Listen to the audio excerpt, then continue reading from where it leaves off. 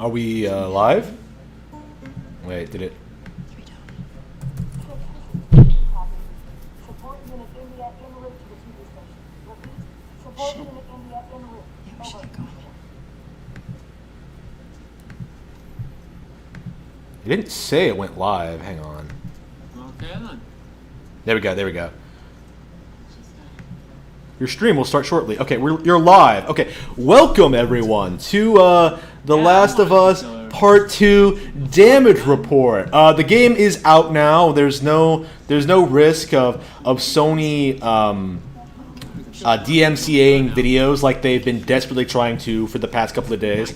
The game is out now, and people are not happy. And I wanted to be the first person to come out here and really talk about why. Really talk about everything this game does wrong. Similar to what I did with the Final Fantasy VII-R situation, where a lot of people were trying to damage control that. I was trying to stay on top of the narrative, and of course we have all these other crazy situations. I am going into this blind. I was actually playing Switch before I went live. I was playing Mario Kart 8. I was playing like Pilot Wings on Nintendo Switch Online. I was playing Yoshi's Island on Nintendo Switch Online. I was like, oh, this is a lot of fun. And I remembered, oh wait, The Last of Us is supposed to come out today. There are people out there suffering right now. There are people out there miserable, out of their minds, watching this boring ass bullshit. It's just ridiculous. And of course, I am one of the premier critics of The Last of Us. I was shitting on this game way before it was cool. Back when the original came out, I was one of the people saying that, like, yeah, the original is not very good, in spite of what the gaming media is trying to say. It's not the best game ever made. It's not one of the best games ever, or anything like that. And it seems like The Last of Us Part 2 is shaping up to be a very, very, very controversial release. So we're going to see just how terrible it is by doing live reactions to this random ass Twitch stream, because I have no intention of buying the game itself. It's like, it really is interesting with modern technology, all these terrible video games, and how like certain people will still buy them anyway. Like, why are people buying The Last of Us Part 2? I don't understand. I expect the sales will drop off a cliff once people realize how terrible the story actually is. I don't think we've gotten to the point where normies are aware there's a problem yet, but we're getting there. We're getting there for sure.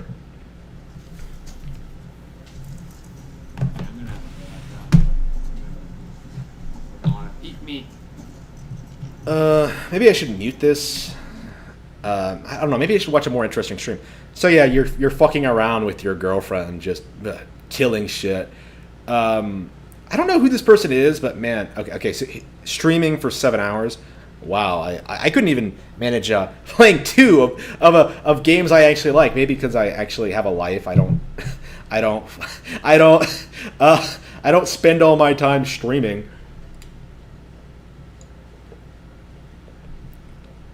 This is the most viewed stream of the game, by the way. I'm not sure why it's so popular. The view count is going up. I'm watching it, and I'm shitting all over it. No spoilers, no terminals. AI is definitely not a strong selling point here. Yep. Auto ban spoilers, please, Mr. Streamer. Spoilers are for cars. Dina had to get a good sniff in. How far into the game are we? Wow, okay. It does feel like most people are just shitting all over this game. Shitting on the nose, like shitting on Dina. Yeah, this is kind of boring, and this is about what I expected from the gameplay. It's just boring, derivative, just not all that interesting gameplay. It's just, oh look, watch this. Look, did you see that? Like, did you see that? Like, Dina was, like, above that cupboard there, and that guy didn't react. The AI is still awful in this. Like, that guy knew there was something going on, and he was not able to defend himself from Ellie just leaping out from exactly where he thought someone was. Like, really. Like, this guy is going, like, slow and methodical through the entire thing. You don't need to do that. Like, you really don't. Like, it's just... It's not a good stealth game. It really isn't. I really can't emphasize that enough. Like, you know, Metal Gear is better. Oof. Oh no, this guy is dead. Where could the killers possibly be? Could they be right next to them?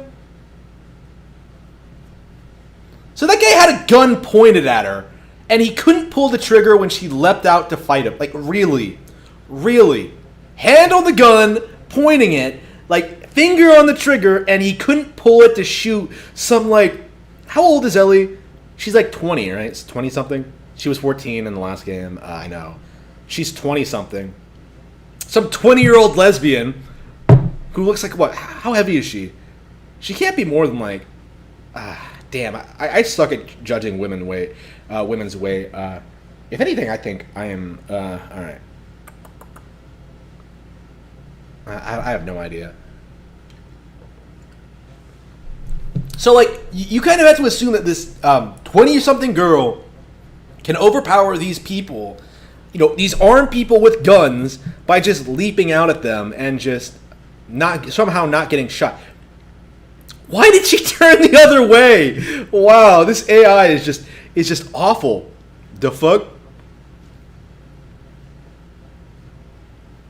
Oh, Ellie, you murdering people makes me so hot.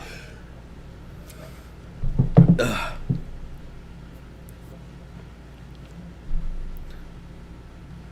At least the level of intelligence in the gameplay matches that of the story.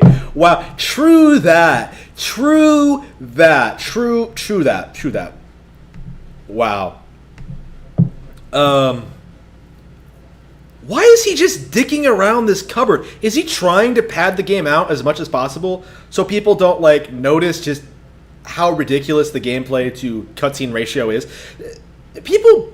I remember when Metal Gear Solid 4 first came out, and people were bitching about the cutscenes in that, and they were like, what, like 10 hours worth of cutscenes? Something like that in this really, really short game. Something like that, like 6 to 10 hours of cutscenes. I think there were more cutscenes than there was actual gameplay. If I'm remembering correctly, 10 hours of cutscenes. I legit suspect that these modern Naughty Dog games are probably worse. It's just that nobody brings this up, because, the gaming media is corrupt. They don't want to bring up these points. They don't want to address the fact that these stories, there's less gameplay, more cutscenes, and above all, the cutscenes aren't even good. You know what I mean? Like, I can rag all I want about, like, Metal Gear Solid 2 and 4. You know what I mean? Like, they're not very good games, right? They have severe problems, but they still have goals. They still have ambitions. They still manage to hit, like, the major aspects of what they wanted to hit. You can argue that, like, yeah, well, they could have done more. They could have done better. There's more stuff they could have done. But I think people legitimately liked aspects of Metal Gear Solid 2 and 4. I don't see that with this one. I really don't. Like, I don't understand. Unless you're the sort of person who needs all their entertainment to be pure propaganda, right? Pure left-leaning propaganda. You're not going to enjoy this at all. Like, wait. So Ellie can see through walls? Wait, what was that? Ellie has the ability to see... How is it that Ellie can see through walls? Like, since when she could do that? Like, she has X-ray vision. Oh, man. Oh, no. Why does everybody in these games wear a backpack? I don't understand. I guess it is a post-apocalyptic setting. How long has it been since the apocalypse? It's been like, what, 40 years? It doesn't look that run down. I would have thought like wildlife would have moved in by this point.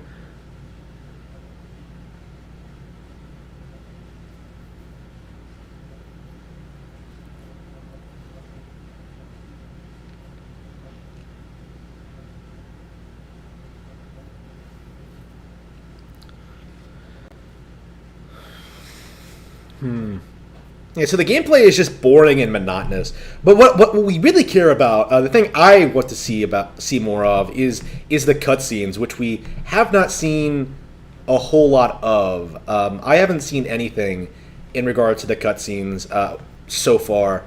I have a general idea of how it goes. What score are you going to give it, V? Grab a cup of tea, coffee, and get comfy, because this one's going to be wild. What score are you going to get, V? Literally false advertises Joel's returns in trailers, and then swaps out his model with another character during those same scenes in the final game. They literally shoehorn in trans character in the middle of an apocalypse just to have them get bullied, tortured, and killed for being trans.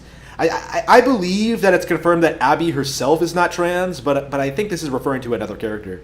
Has a pregnant lesbian Jew get beaten to near death and has her go back to the dick and cuck Ellie. Okay, what the fuck were they thinking? It's like ND wanted to piss off as many groups as possible. Wait. Is this true? A pregnant lesbian gets beaten to near death and goes back to the dick and cucks Ellie. If that's true, holy shit, the LGBT community is going to be pissed. They really do not like it being pointed out just how common it is for lesbian women to go back to the dick. It happens all the time. Unless you're like super ugly, it's going to happen. Smash Brandy's... Wait. No fun in our game. Crash Bandicoot confirmed for Smash. Wait. This will be the rush on Normandy. Druckmann is so kind to play Hitler, and we are playing Russia. Wait, what? American education. Yeah, wait.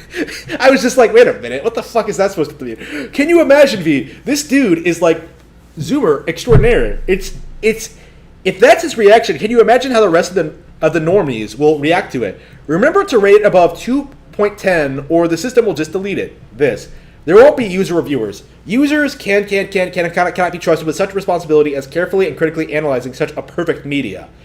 Yeah, it's I'm really wondering how the normie audience are going to handle this. Let's see. I guess we could look up Twitter and see if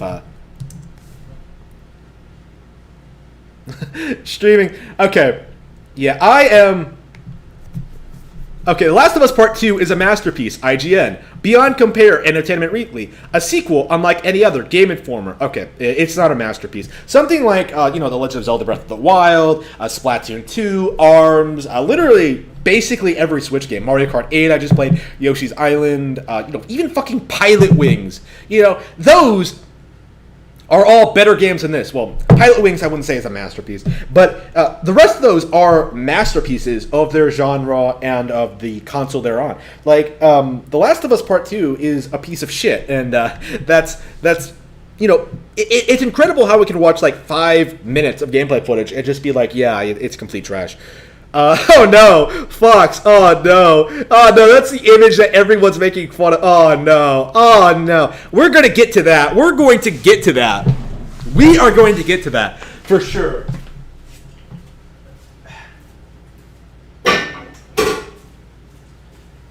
That's definitely one of the things I'm interested in the most. Like, how much weird shit do we simply not know about yet? Like, we have all the really obvious shit, like the ending and stuff like that. But I hadn't heard a damn thing about Ellie being cucked, by a dude in this game that was hyping itself up to be about lesbians. So, I am just, if that's true, like, they are going to be completely fucked. Like, literally, no one is going to be defending the game if that's true. Like, this is going to be regarded as the worst thing ever if you piss off the LGBT community. If you do that, like, no one will be defending you. The only people who are defending this now are like people who are defensive of Neil Druckmann, Naughty Dog, and their politics. And at this point, if they go that route, if they try to go the Game of Thrones season 8, like, oh, we were just trying to surprise you, like, people are going to be pissed. And I'm wondering, if people are pissed enough, is this going to be the end of Naughty Dog? Is this going to be at the end of the Naughty Dog narrative that they are the best developers in the gaming industry? Like, they are the greatest. They are the most optimal. They are the alpha and omega. They are the better than Nintendo, Bethesda, Ubisoft, Capcom, Square Enix, Konami. Well, to be fair, it's not hard to be better than Konami. Classic Konami. No. Honestly, like even if Konami like comes back and makes a video game, like any video game at all, they would be better than Last of Us Part 2. The only reason I'm saying they would be better than Naughty Dog. The only reason I'm saying they're not is because they're not putting out anything at all right now. They might make a comeback. Who knows? Now that they're out from the evils of Hideo Kojima, they might actually be able to recover one of these days.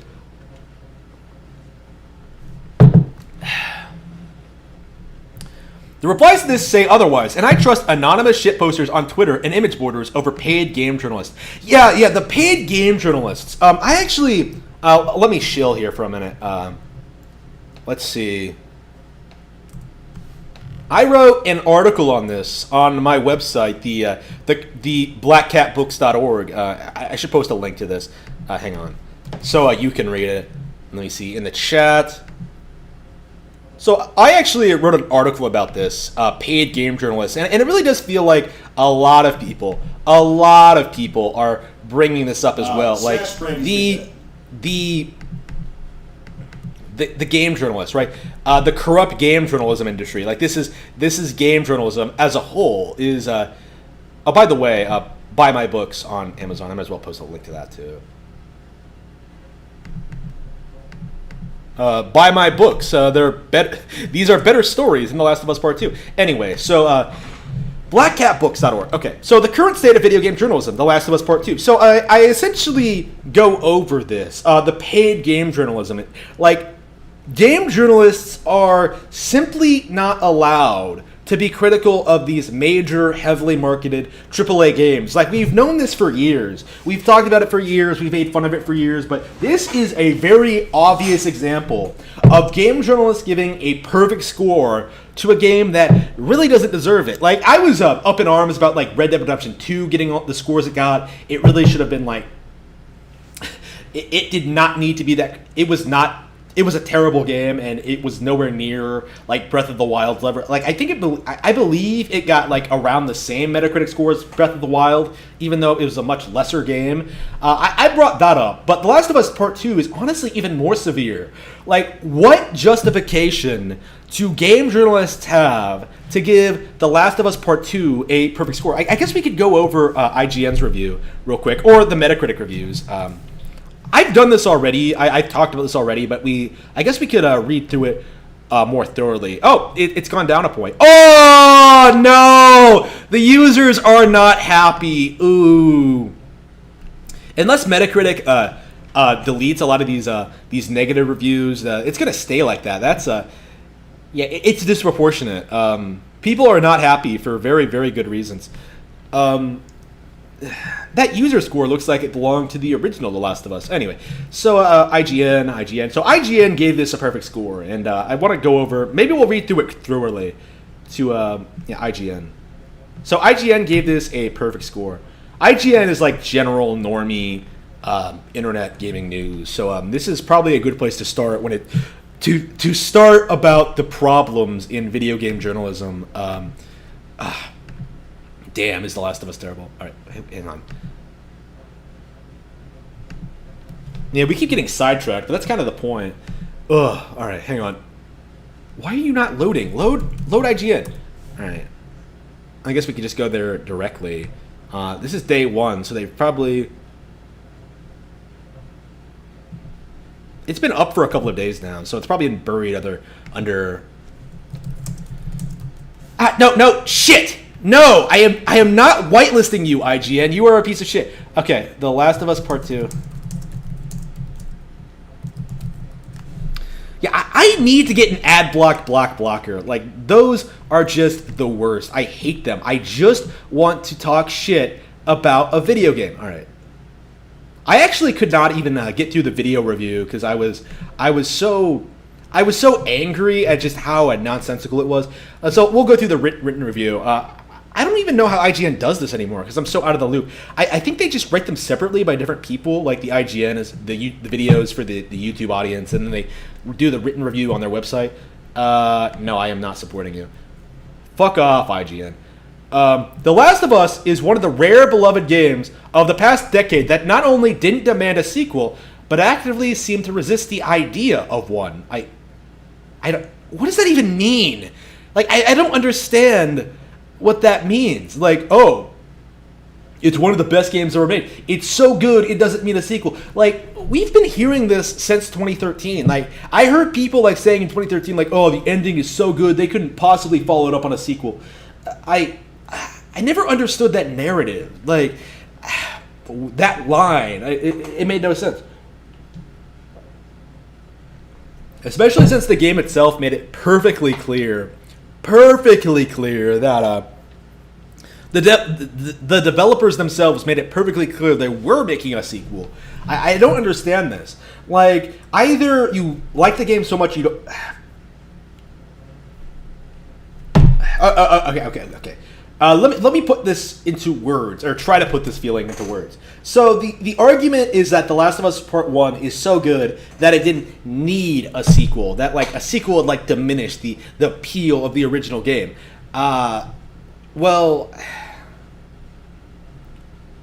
it's one of those things. Like, it's one of those situations where it feels like it's a line that came directly from the marketers. You know what I mean? Like, that's one of the weird things about The Last of Us, and one of the reasons I hated it so much is that everyone was hyping up, like, the relationship between Joel and Ellie, like, the ending and stuff like that, when it's all, like, really nonsensical and basic.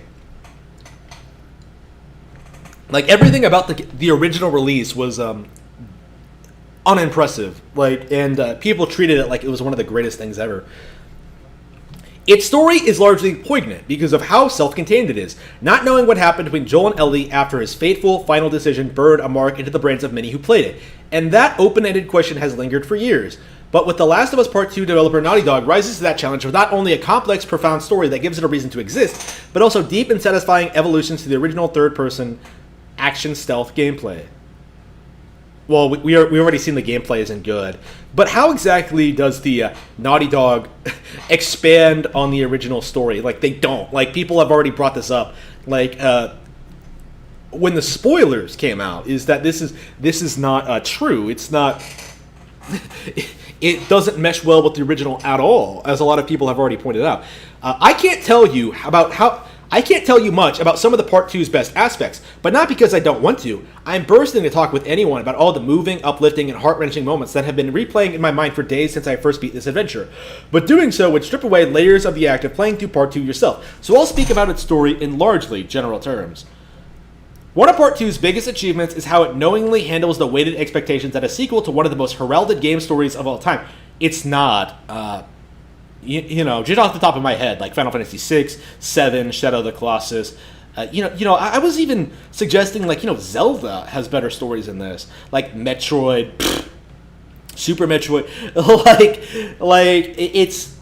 How exactly is The Last of Us such a beloved video game story? Like, it doesn't really hold up, like, really, when you compare it to, like, basically any of its competitors. What exactly makes The Last of Us better than Silent Hill 2 or Resident Evil 4? Like, nobody can ever answer these questions. I never see anyone directly compare the two, because if you were to do that, you would realize right away that Resident Evil 4 is the superior game in basically every aspect, from the gameplay. Not even only just the gameplay, in the environments, the setting, the art, the characters, the monsters, especially the monsters. The Last of Us monsters are so generic. Oh, wait, no, I forgot. I'm sorry. Humanity is the real monster. I'm sorry. Humanity is the real Titan. But anyway, Resident Evil 4, not only is Resident Evil 4 a better game, it's a better experience. It has a better story. It has more relatable characters. It's funny. It has memorable lines of dialogue. It has great cinematics, great animations. Leon's an absolute Chad, as I've talked about on numerous occasions. What exactly does The Last of Us do that surpasses Resident Evil 4? I've never gotten an explanation for this. And I think even some of the more less popular Resident Evil games, I think 3, maybe Remake 2, 7 maybe? I've been playing 7 lately. Those might actually be way better than The Last of Us as well, for a wide variety of reasons. And of course, this is just one video game franchise, just one zombie franchise. And when you look at it from that perspective, like, what exactly does The Last of Us do? Like, you realize this entire narrative just falls apart. It's all full of empty hype. You know what I mean? Like, oh man, so many people love The Last of Us Part 1, man. They didn't even want a sequel. Like, it's just buzzwords. Like, it doesn't mean anything. It's just empty, hollow, a shell.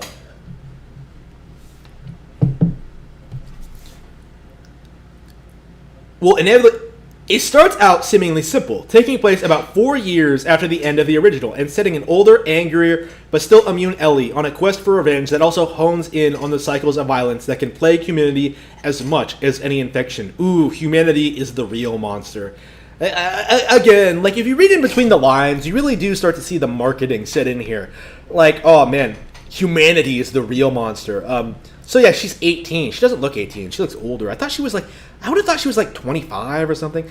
Anyway, it knowingly leads onto the tropes of the genre, such as guilt by association and the inevitable escalation of matching an eye for an eye and a tooth for a tooth. But those cliches are often subverted, playing into the expansive and not so straightforward path ahead. Subverted. That's an interesting word, because that's the problem people have with it. Because they're taking this storyline and just, oh, we subverted your expectations because they're hacks and they don't know how to make a coherent, escalating, properly flowing story, a proper pacing, a proper feel to it. Like, you can surprise your fans and still subvert their expectations, but the subversion has to make sense, and it has to be good, it has to be engaging, it has to feel natural. And The Last of Us Part 2 does not manage that, as we've seen from these spoilers. What they're talking about here, I think, is like the whole thing where you play as Abby and you fight Ellie. Like, there can be only one. Like, nah. You fight Ellie, and then, like, shenanigans happens, and I think, like, Ellie doesn't kill Abby in the end. Like, apparently, like, Ellie doesn't actually die. Like, apparently, like, there's still, like, 2 hours more after that. But we'll see. Apparently, there's, like, 2 hours more where we thought it ended, but it's still pretty bad. It still ends on, like, a blackout, like, just random shit. I want to see the ending. Like, before we're done here, I want to see the ending for sure. If we can get a hold of the ending, that would be fantastic. Ellie's journey grows into something much more ambitious.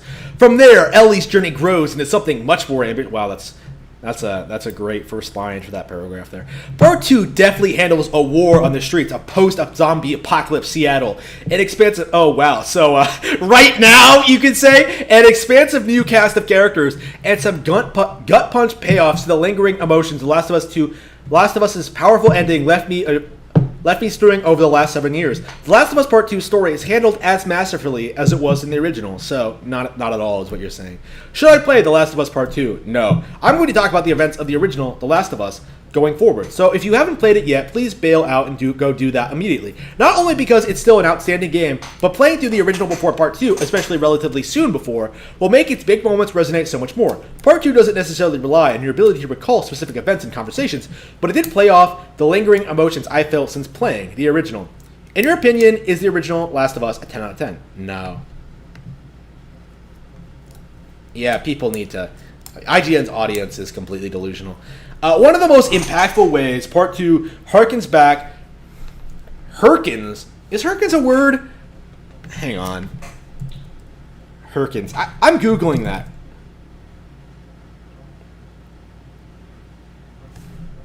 To Herkin? Wait a minute.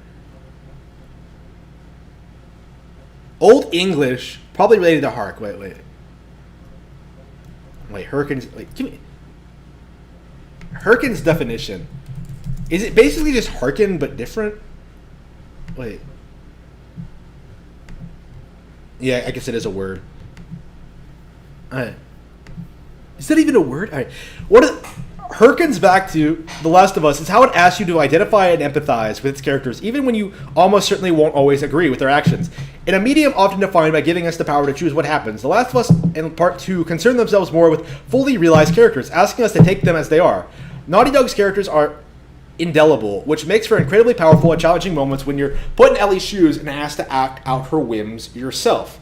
So basically, you're doing stuff that like no one would actually do. We're gonna get to this, I'm sure. Like the bigot sandwich situation. That's the like Ellie's kind of a cunt. Ellie's kind of a bitch. All right, part 2 is peppered with brutal, tragic, and poignant moments that hit harder because you take part in them, like it or not.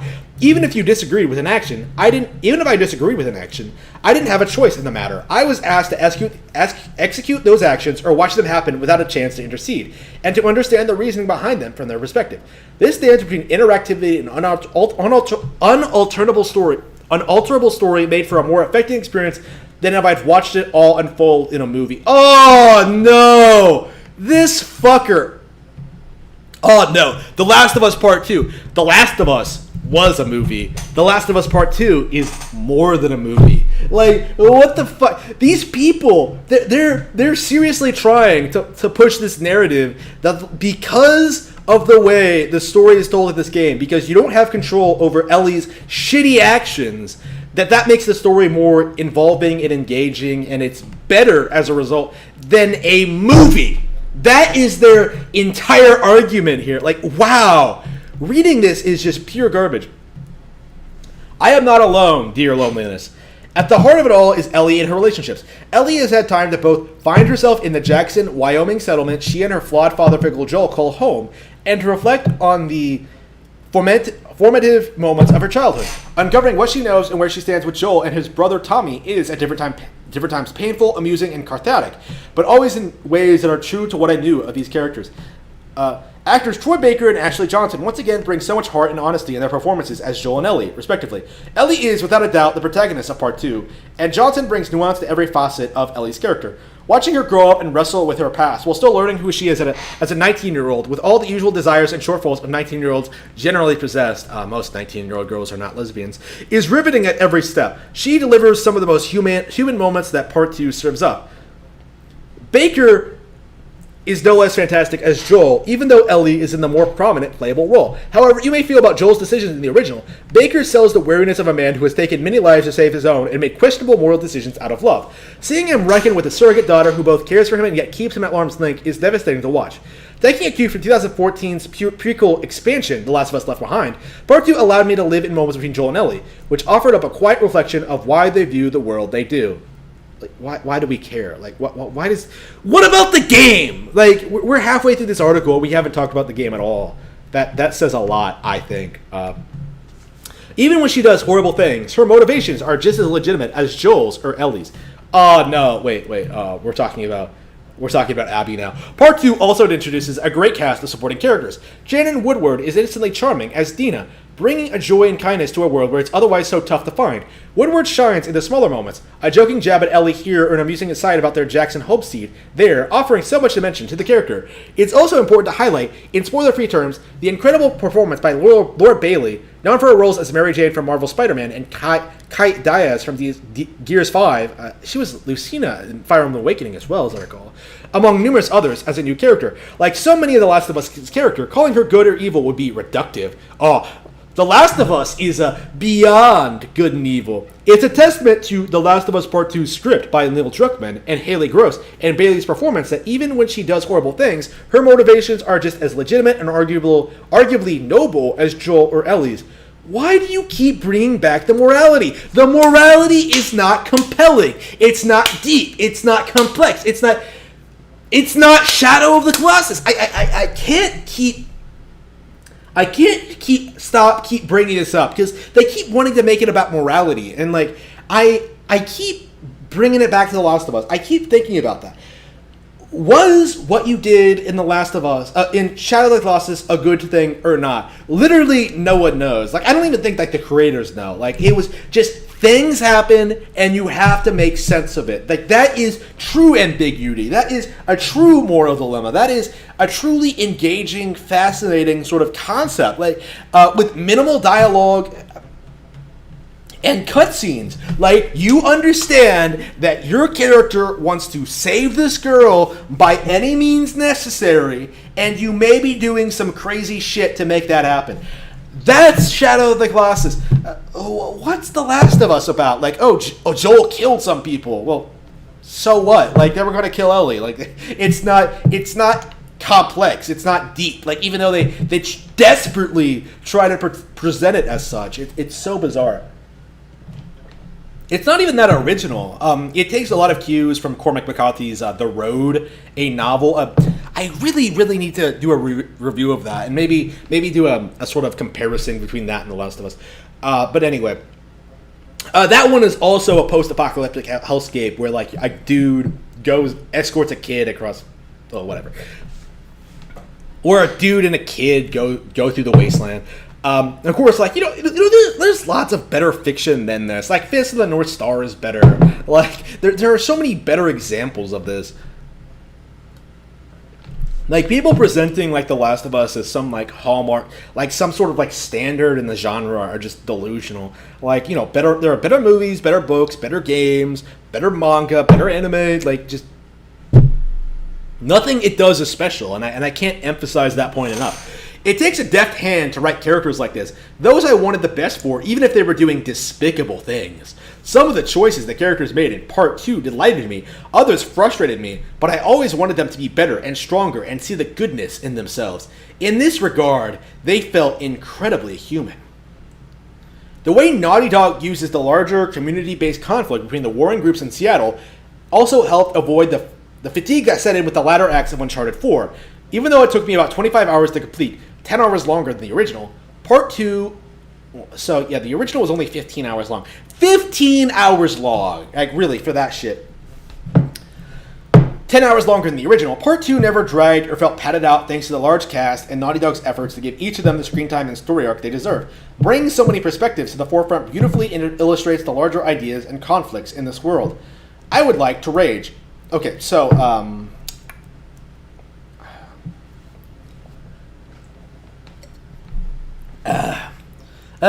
again, there are plenty of PlayStation games that, are longer than this, that tell better stories. Well, to be fair, Metal Gear Solid 3, how long is Metal Gear Solid 3?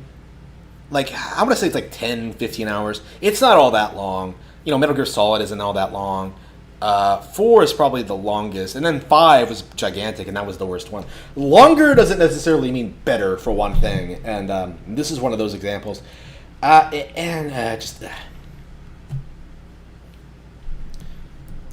would like to rage. Those conflicts play out with some barely familiar stealth, action, and puzzle sequences. Oh, you mean you've seen this stuff in other games before? That said, one of the biggest critiques of the first game is that its combat and puzzle segments weren't deep enough to avoid repetition over its 15 hours. Wow! The actual gameplay was boring and repetitive. Oh, but it's still a 10 out of 10.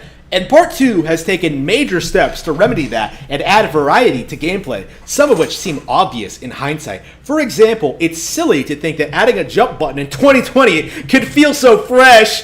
Oh no! I was making fun of them for bragging about the jump button, and here they are doing it here. Oh no, Ellie, watch out, Mario. Ellie is going to replace you.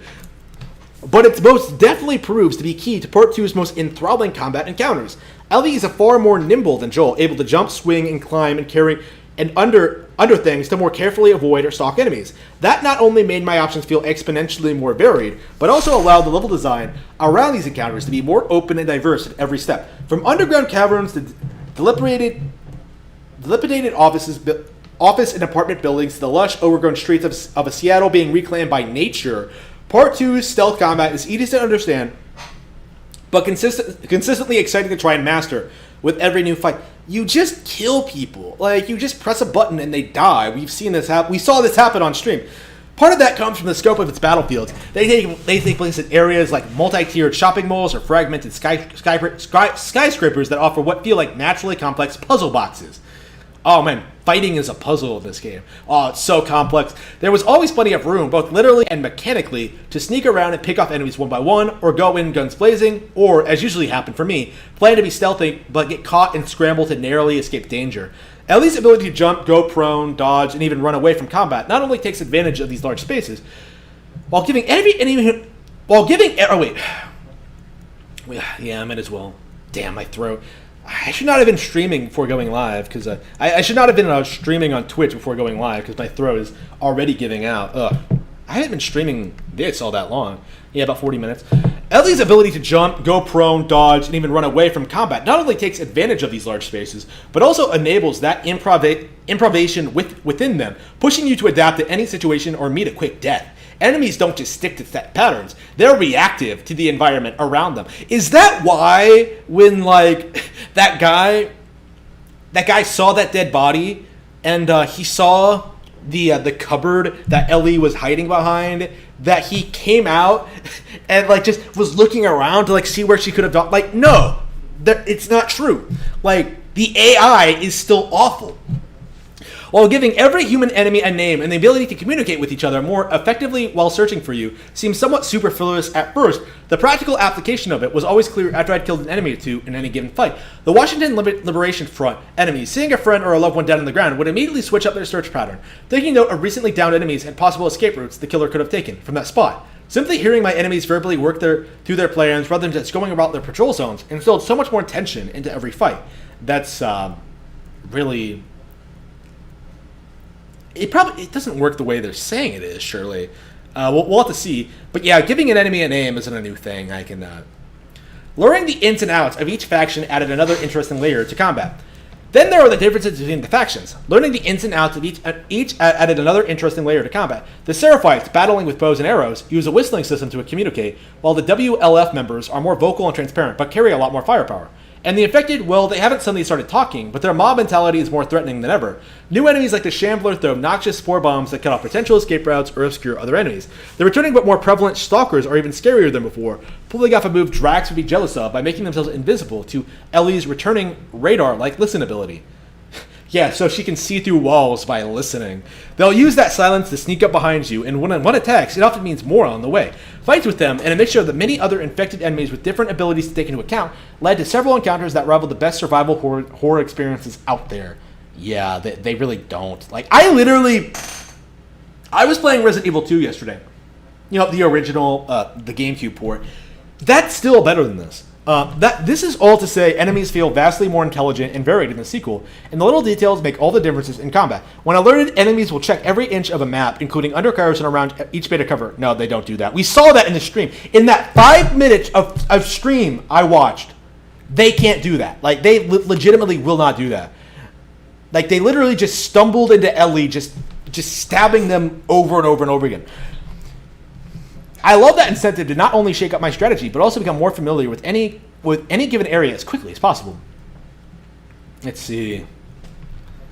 Part 2 has some of the most bluntly brutal combat animations I've seen in any game, and it's never played to a cartoonish degree the way that something like Mortal Kombat does. It fits thematically with the tone. Ellie's revenge-minded focus and the violence those in power we use to control this post-pandemic society, but it doesn't make the impact any less gruesome and occasionally hard to stomach. The most frequent kill I witnessed was Ellie's stealth takedown, a grab, stab, and slow clumsy fall to the ground for every enemy I used it on. I saw it like several times. Okay, shotguns are powerful and scary. Just as Ellie can be knocked down, so too can an enemy. Choosing to fight to graphically cut into an enemy's throat or blast them against the wall with a shotgun, it's tough to stomach in Part 2, intentionally so. How? Like, we saw the stream. Like, it looked like every other game that exists. Like, there's nothing graphic about it. And while it certainly reflects the reality of Ellie's world, and its enemies reflect that character behavior back at you in powerful ways, I did sometimes find myself choosing to be stealthy and non-lethal just to save myself from watching a brutal blow. Avoiding combat entirely is often possible, but it's rarely easy given how mobile and perceptive enemies are. I often had to sacrifice at least 2 or 3 enemies per encounter, especially when enemy dogs who can track Ellie's scent are thrown into the mix. As a dog lover, in The Last of Us Part 2, dogs are a major threat because they can sniff you out even when Ellie's well hidden from humans. You can distract them with throwable bottles or bricks, but if you don't keep moving, they'll inevitably pick up your scent back up. As a dog owner, I found it horrifying to be confronted with a situation in which I had to kill a dog, as opposed to a human who's made a conscious decision to fight you to the death. No, they're not real, but Naughty Dog has done an amazing job of animating their namesakes in lifelike ways. What? Namesake? What are you talking about? A dog is a dog. While you can't feed treats to or play fetch with the dogs in the middle of battle, if it's just too much to have to subdue one, I suggest sprinting away for your life. Dogs can pick up your scent if you're far enough away. Oh no, killing a dog in a video game is triggering to these people. Heights are your friend as well, because, unlike Air Bud, there's something in The Last of Us rulebook about dogs not being allowed to climb ladders. I often use those techniques to avoid watching Ellie do something I never could. Part two's, oh wow, so deep, so complex. Doesn't this contradict another part that like, oh man, Ellie sometimes has to do stuff you wouldn't do? Part two's expensive environments aren't just there to be sandboxes of death, though. The artfully detailed and realized locations tell layers of story, from the macro distraction of a certain city district down to the posters and calendars hung on abandoned apartment walls. Some of the original Last of Us' most interesting bits of backstory were found in scattered notes and diary pages, and the jump in detail for Part 2 astounded me.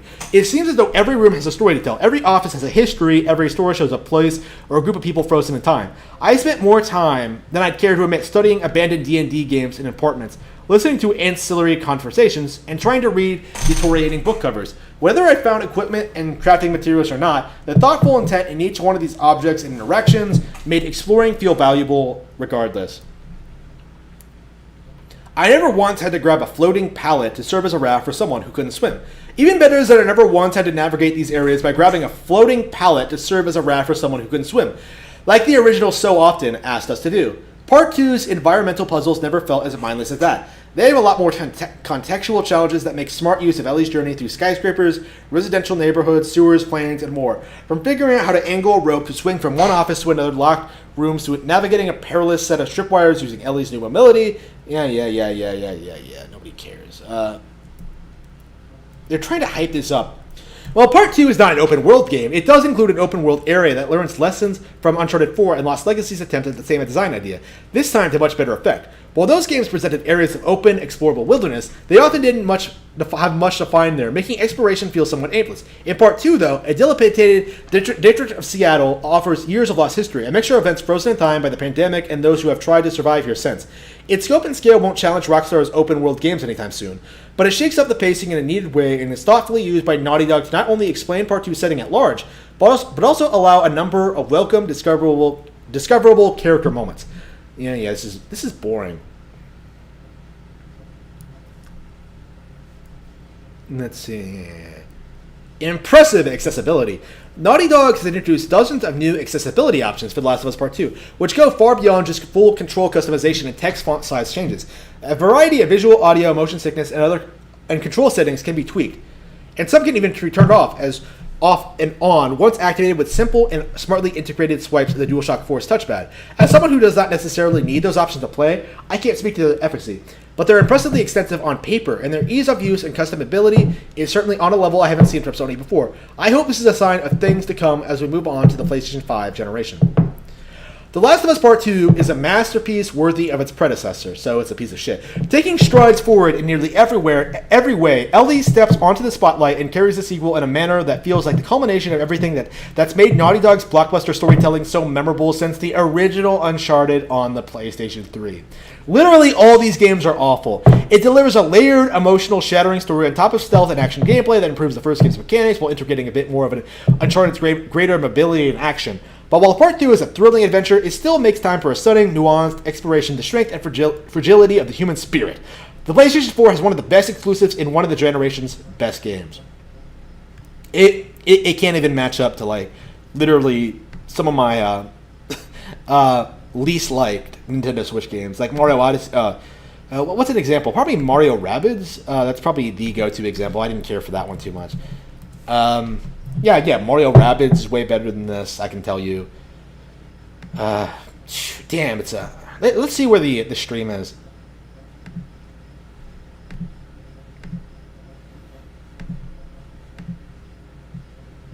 Yeah, I need some more water.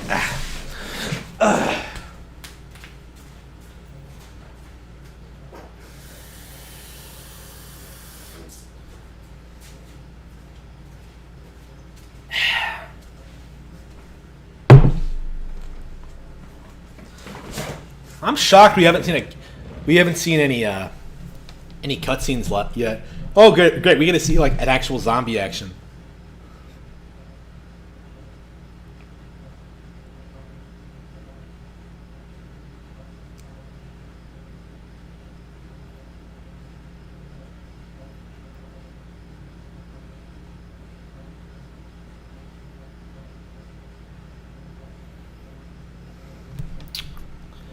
Let's see.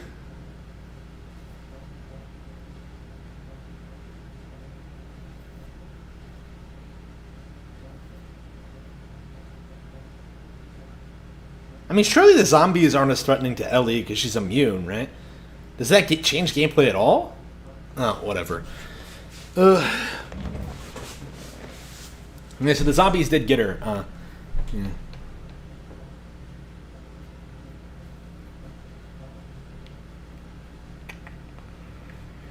Like I said, the AI doesn't look good. I mean, the game doesn't look good.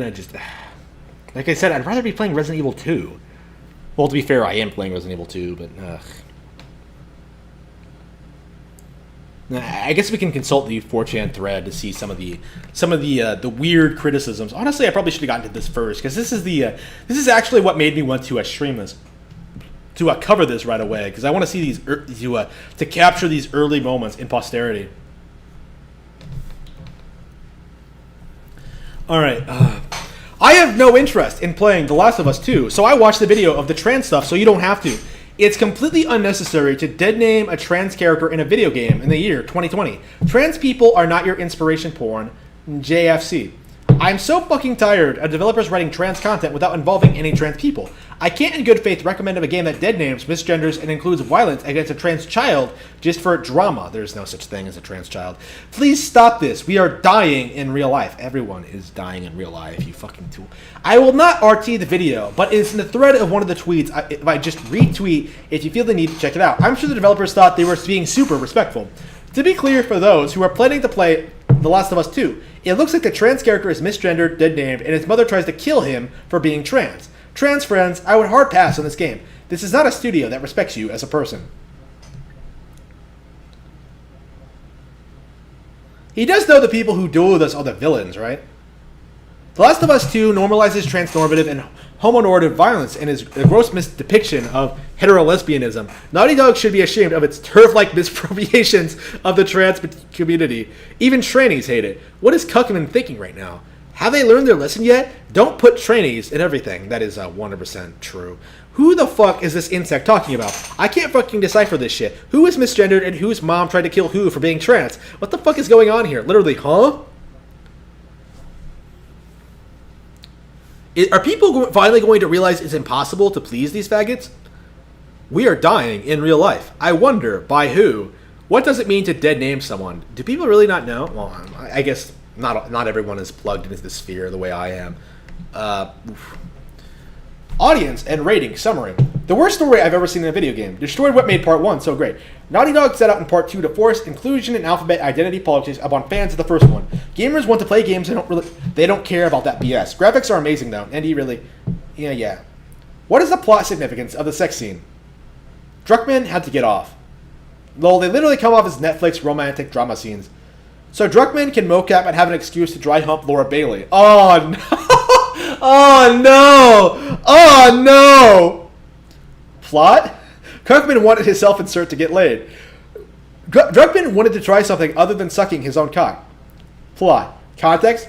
Druckmann has to get off.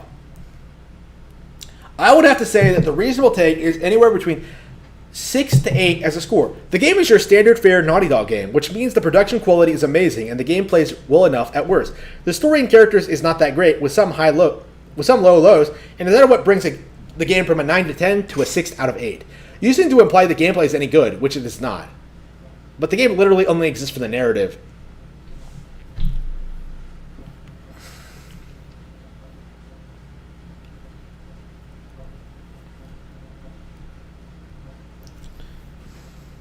Let me see. Can we get any more tweets? Does he shit on it the whole time? Might watch, if so. Streamer XQC and 50k viewers get to suffer while playing The Last of Us 2. XQC gave the game a 3 out of 10. Ooh, that bad. Yeah, a lot of these streamers are not happy. I really don't think Angry Joe and like the big shills are going to be able to damage control this one. I really wonder what Angry Joe is going to do. Anon, did you know that a zombie apocalypse is even tougher on minority groups? According to Google, 42% of players liked it. For reference, Last Jedi, 68%, Last Airbender 2010, 54%, Twilight, 90%, After Earth, 75%, Andromeda, 76%, Leaving Neverland, 45%, Game of Thrones Season 8, 31%, Assassin's Creed 3, 94%. Who the fuck played Assassin's Creed 3? Halo 5 Guardians, Shadow the Hedgehog, 93%. Sonic 06, 67%. Q Human, 81%. Paper Mario Sticker Star, 68%. The Last of Us 2, 42%. Yeah, less popular than Sticker Star? Really? I mean, that's not going to stick. Is that really going to stick? I don't think so. Because Paper Mario attracted, like, I don't know, that was a perfect storm of just autistic bullshit.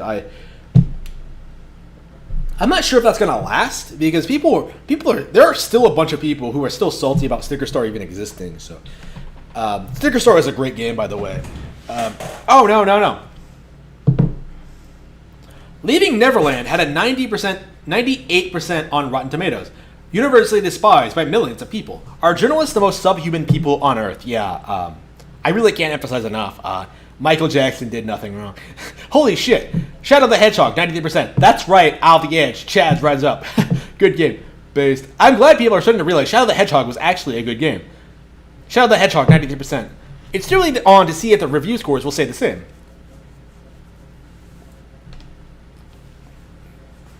I thought the game would come out, it would get 10s across the board, we would see about it for a few days, and that's that. But it doesn't go down like that. Bravo, Druckmann, you fucking retard. Yeah, so I guess normies haven't finished it yet. I mean, I guess it did just come out. Streamers are playing it. I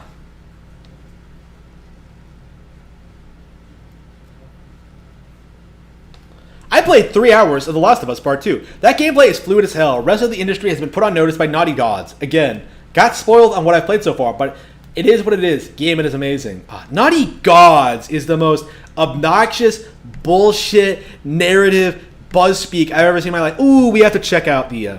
because if we think about all the devices we can watch with Netflix on, we might remember... Oh, wait. Yeah, this is just standard Twitter. Is anybody I'm following actually talking about?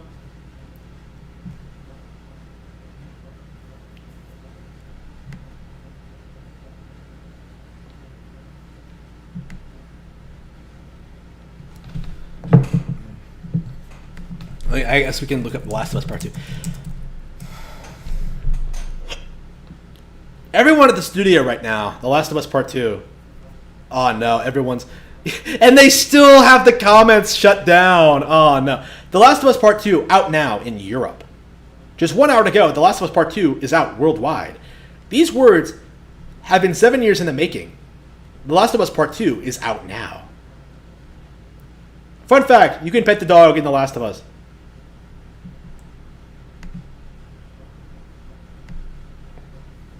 Man. People who bought The Last of Us Part 2. People who bought The Last of Us Part 2 after they played the first 2 hours. Oh no. Yep, in the dumpster it goes. Yep, that's where all PlayStation goes. The Last of Us 2, Druckmann self-insert spits on Joel's corpse. Funny. Wow, this is garbage. You actually like this? This game did the playable character plot twist much more gracefully years ago. It's not even an original thing, yeah. I mean, we're at the point now where developers can't do, like, stupid bullshit and say, like, oh, it's never been done before, so it's good. Like, Kojima did this 20 years ago. It's not a big deal. Alright, so, why the fuck are critics such useless trash? They act like scores 6 out of 10 and below are only applicable to bug games. But even when a broken piece of shit comes out like Pig-related, they massively inflate the score. Game reviewers have dog shit standards and will recommend every single thing they play. But of course, they will also underrate everything good that has sold because they don't get a fat paycheck for playing it. Yeah, Warcraft 3 Reforged. Who reads video game reviews by video game journalists? Anyway, all journalism has been advertising for a long time. It's just fun to shitpost about their incompetence. That's all they're good for. I really can't stress this enough. Like, gaming journalists really do just...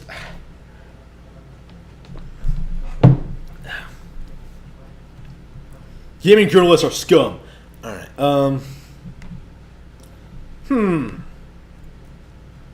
Things you can shoot in The Last of Us Part 2. Things you can't shoot in The Last of Us Part 2. Wait, what is this?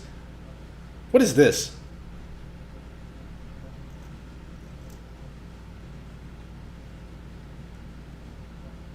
So rather than animating these things being realistically shot, they would just rather have Ellie not shoot them. No, it's so pretty, I can't shoot that.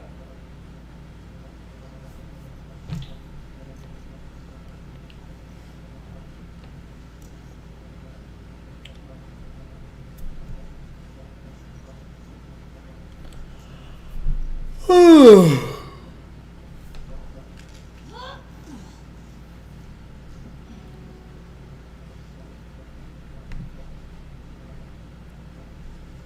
out here. Maybe we can get him that night.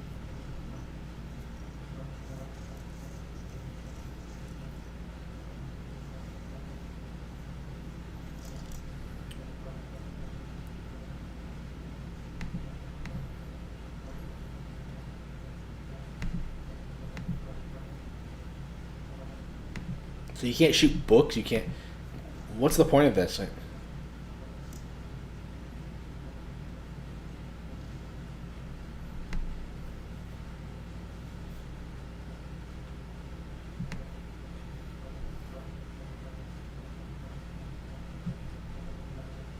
yeah, I don't get it. This exists, so I don't know why Druckmann even tried. Metal Gear Rising.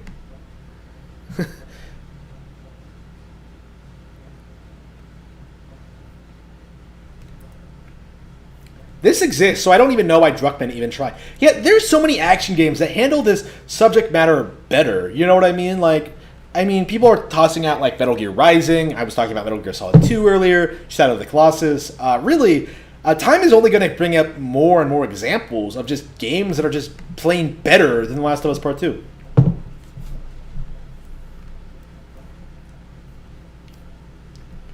Watch this. It's hilarious. The Last of Us Part 2, The Journey of Chan's Children. What? What? The Last of Us Part 2, The Journey of Chan's Children Levi. Tragic conclusion. What? What the hell did you do? I shaved my head. Fine, don't tell me. I really don't care. How long have you two been on their own for? 2 days. Weren't there like zombies or something in this series at some point? No, just away. So you're gonna tell me the real reason why they're after you now? I did. They want to kill a little boy because he shaved his head. I wasn't allowed. It's a rule. I broke it.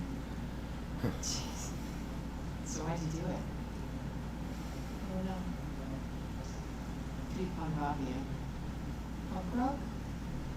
I get the impression you don't follow most rules. I guess so. What could happen to her? Sometimes parents are held responsible for their children's sins. But I've always said that. Shut up. Yeah, what? So yeah, there's a trans child in this game.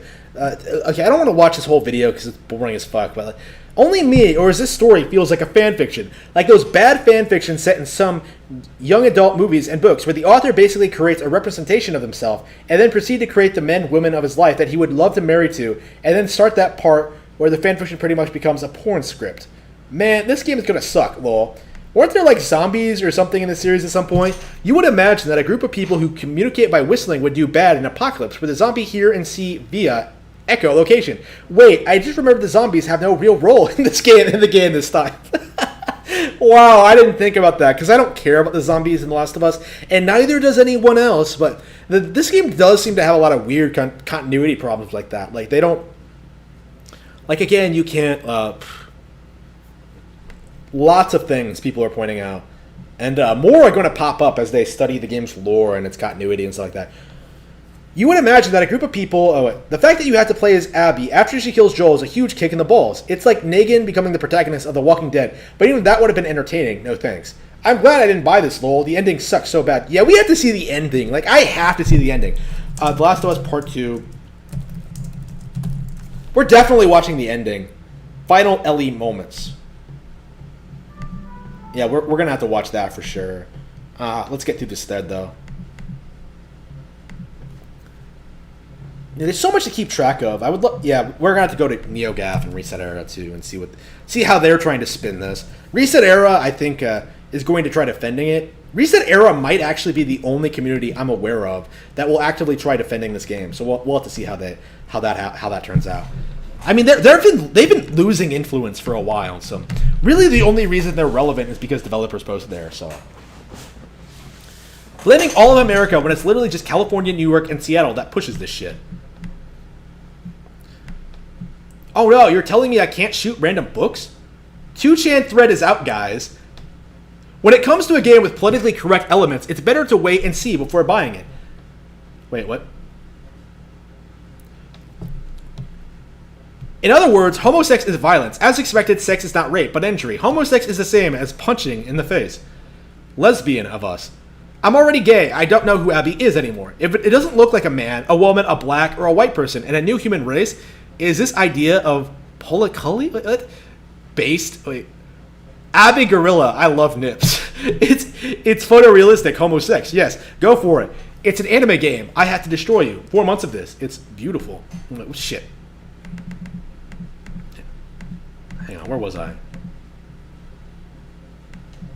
Damn, this is a pretty long thread. Welcome to Flavortown. What? What the fuck is this? So he just randomly punches a kid? Ugh, holy fucking shit, what the fuck is this game? Hitting the door. It's so he punches this kid. He goes flying and he slams to the garage door. What is this? When you get punched by the guy, hits the garage door. Tell me this absolute. It's a large roll. What do you think that would be 100% be fatal? If that character lives, this game is totally trash. I think they forgot how visually satisfactory a good punch is. Lost. A fucking good one. Wow. Blaming all. Okay. 2chan thread is out. Okay, so you saw that already. Literally a thread dedicated to review bombing a game that none of you have played. Wow, thanks for reminding me that user scores are worthless.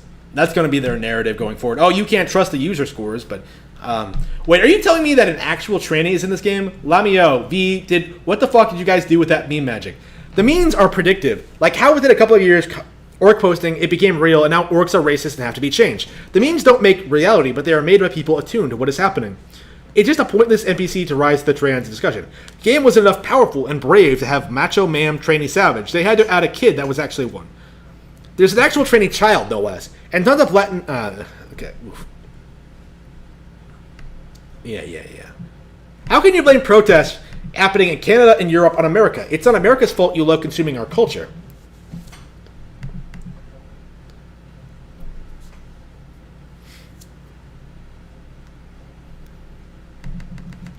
Now, apparently normies tend to lose interest when they get to the Abby portion of the game. So I imagine that's when people are going to have issues with it. Oh, no. Neil is a master. He tried making a super leftist, pro-gay, and trans completely progressive propaganda game to kiss ass with these people and managed to have majority hate the game. Reminder to America of what subversion actually is.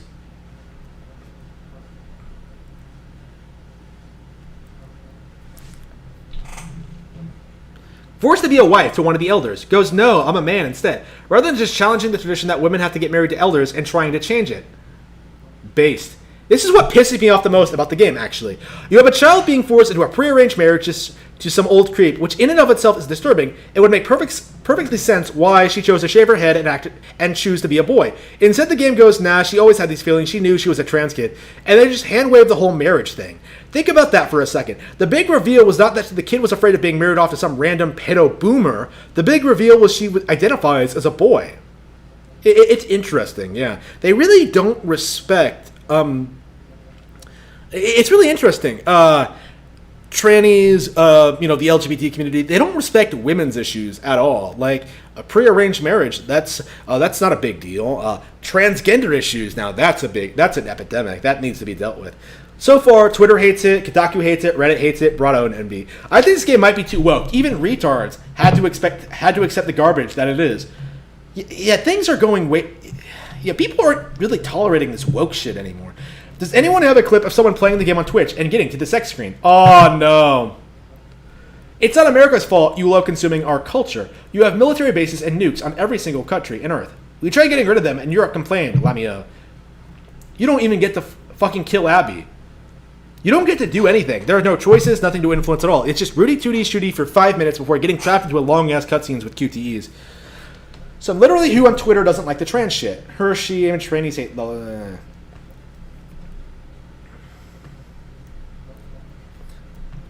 me see here. Two Dick Unity. Looks like Gaj and Samus are seething real hard over this.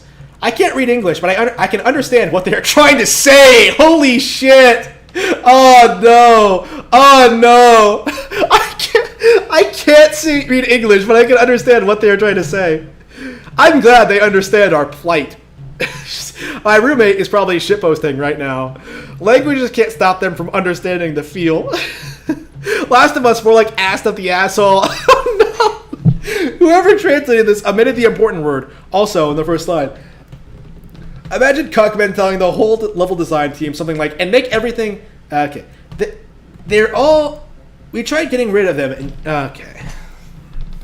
This may actually break some people's leftist indoctrination. There is rare potential here. It might. The fact that Reddit, Twitter, and even tranny era says a lot. It won't. People will just see a bunch of shit posting, which from what I can see is mostly people bitching on Abby being trans and saying nasty shit on review sites. Even though the character isn't trans anyway. And that will be the story. Comments will be taken down. The story will be that we're fucking assholes and nothing will change. Because instead of making reasonable points, people are making fucking tranny posts. Because everyone is fucking 12. Explicit gay sex, smut film, level violence, animal abuse, child abuse, leftist propaganda. So is Drickman unironically a sociopath? His entire... Okay. Yes, but not because of what you wrote, but because of at no time did he have the sensitivity to understand that what he was writing was brutally bad. He decided to throw away the rules of a good story, the ones he thinks were developed by dead white men. But besides having nothing to put in place, he also lacked feelings and empathy for at least instinctively understand that he was on the wrong path. Let's see. They hate it too because it will make people bend to the right and empower the Nazis. Oh, this might be interesting. The thematic point of it, not sure, just seems kind of cruel for no real reason. So like the majority of the game then, lol. The game is going to create more alt-right shitheads or at least empower them. What a joke. I worry about that too. It's such a betrayal of the beloved first game, and some people will blame wokeness. Provide an argument for why you should be... Okay. It won't. People will just see a bunch of shit posting, which from what I can see is mostly people bitching about Abby. Are you telling me not only do we have the plot... I'm really too ugly to get angry.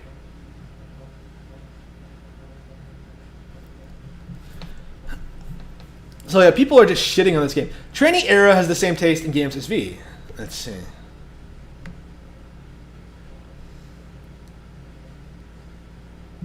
Wait. I saw X-Cow already finished the game. The story is shit, there's no getting around this. There will be tons and tons of butthurtism. And frankly, the game isn't deep. It's Max Payne on steroids, and then a ham-fisted violence and revenge accomplishes nothing at the end. After you've played through an entire game with the only central main story beat in gameplay being slaughtering your enemies and torturing each other. The message is hollow, and the story does the typical overcompensating on violence to mask that the writing isn't all that good. See, this is why nobody is going to listen, because fucknuts like you keep claiming the playable character is a tranny, but that shit was just a meme. So instead of making a point moderate folks might actually agree with, morons like you post shit in reviews that instantly makes us, all of us, the bad guy, because not only is it uninformed, but it's fucking stupid from the get-go. Shout out the Colossus. How does C become knight? That entire stream was peak comfy. Has to mute himself several times, laughing at tranny jokes. Speedruns all the tranny content because the character is shit and unlikable. Every time the tranny dies, chat spams best ending, loses his fucking mind at the double cop-out garbage writing, and calls it out for being dog shit in front of 50,000 viewers. 3 out of 10. Vitard said Twitch is cringe, but he single-handedly did more good and prevented tons of sales than any review bombing will do. Yeah, chat was literally V. Yeah, that has to... Yeah, that really can't be emphasized enough. Now that Twitch is a thing, I don't think developers are going to be able to get away with the same shit they used to. Like, if a game is garbage, like, people are just going to be aware of it, like, pre-release. Even with, like, the paid reviews, like, going after the most popular content creators, the Angry Joes and stuff like that. Like, it's not going to stop people from talking about it. And the game is just not good. It just isn't. Let's see. This is what pisses me off the most. This is what pisses me off the most about the game, actually. Wait, we already read that one.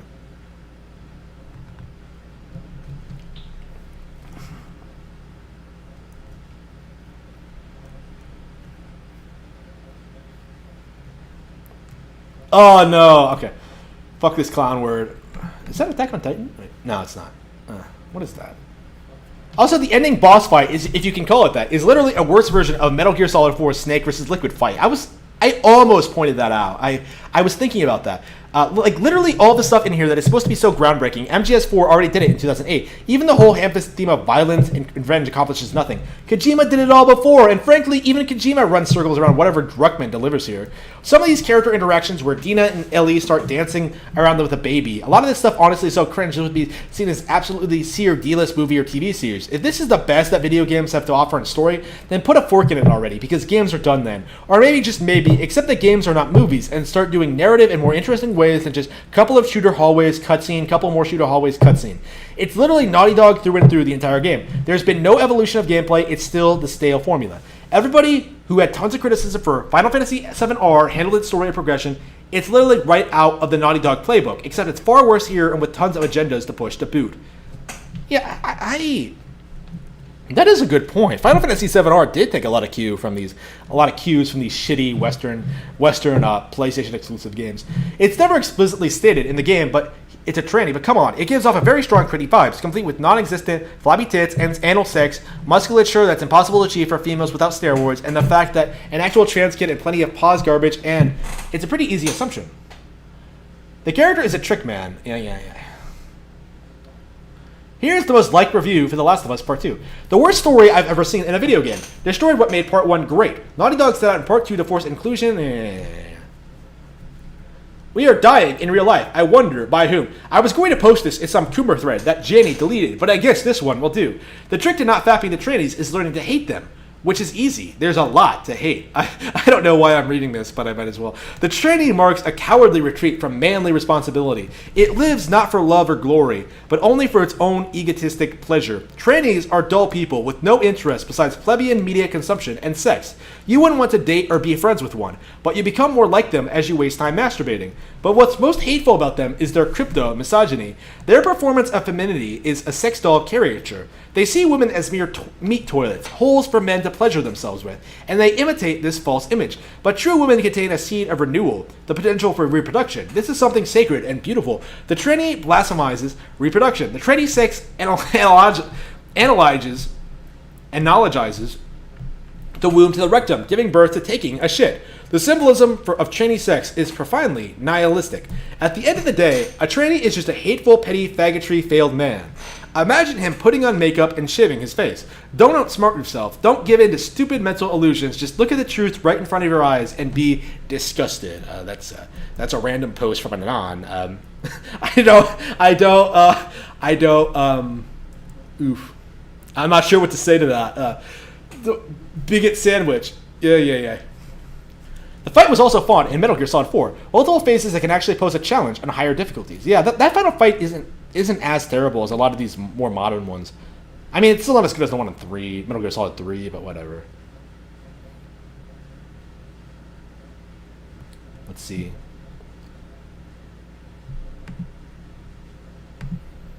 Alright, should we, okay. Damn, there's a... Yeah, people are spamming threads. It's going to be difficult to keep track with all of this. Like, I still feel like we haven't even scratched the surface, because we don't have, like, definitive examples of all the weird shit in the game. The user score is pretty low, 2.4. The players, the first impressions are negative. Like, the narrative that, like, the Naughty Dog would not be able... the game would... Naughty Dog would somehow be able to, like, justify these story elements in the final release. That's dead and gone. We might as well change gears and go to Reset Era and see how they're handling this. Permanent bans for spoiling games outside of designated threads with leaks. All The Last of Us 2 leaks, spoilers in here and nowhere else. Okay. We might as well look at the spoiler thread. I don't think it'll be worth looking at the non-spoiler thread, because people will just be deleting all the comments talking about how terrible it is. It's just some literal torture porn simulator fantasy. Forget the sex scene. The part where Ellie kills a pregnant woman was where I noped out completely. Oh, well. Dude. It was an abortion. There's nothing wrong with abortion, and I have friends who have turned into spoiler zealots for the juvenile garbage. I love games with bleak, dark, and oppressive atmosphere. Silent Hill 2, Pathologic, Rules of Rose, and Siren are one of my favorite titles of all time, and all of them tackle some pretty fucked up themes. The Last of Us 2 is just dark and brutal for the sake of it, and in trying so hard to shock and repulse, it often achieves the opposite effect. You mean shock and repulse? So it's try hard. Like it's like how I make fun of Berserk for trying way too hard to be dark and edgy. Like it's just this is how I feel about the game ever since the second trailer for it. Forget all the BS we've learned since the spoilers started. I knew this game looked bad and wrong since we had the stupid torture porn trailer they showed a few years ago. Twitter reactions are glorious. Even in we're all haters that don't like a work of fiction apparently, and say out if we don't like the game. And who the fuck are you? Replies. I can't be that bad. So I just got to Seattle, and I already can tell this will be one of the best gaming experiences I ever had. Every single detail of the game is filled with love and devotion to the craft. The graphics, the characters, the sound, the world, the dialogue. How can you hate on this as a video gamer? This is what we dreamed about back in the day. And one more side note, without spoiling anything. It would have been so easy for ND to go with an easy story solution with Part 2. It takes fucking balls of steel to take one of your biggest franchises to do the exact opposite of what fans would expect. Hollywood should take notes. Never take the creative, easy way out if you want to deliver something truly unique and outstanding. For a sequel, like why don't you just make an original IP? Like the problem isn't necessarily the plot. The problem is the plot itself. The problem is how it like correlates with the original story. Like that's. I mean, maybe I don't know, man. Like, what is The Last of Us Part 2 at its core? Like, it's about a girl going to kill another girl, and then they don't kill each other. Like that theoretically could be interesting. Like again. It's the execution that's the problem, but saw some weird-looking boobs on Twitter and came here. Everything checks out. Holy shit, I finally watched the ending. That was some Game of Thrones season level 8 bad writing. The whole game, okay, we are watching the ending, okay? I have it pulled up here. I haven't seen it yet. It's 30 minutes long. It'll give me a chance to rest my voice while I'm watching this. Final Ellie moments. We might as well dislike it just because. Alright, so are you ready for this? Are you ready for my live reaction to The Last of Us Part 2 ending? Hopefully it has no commentary.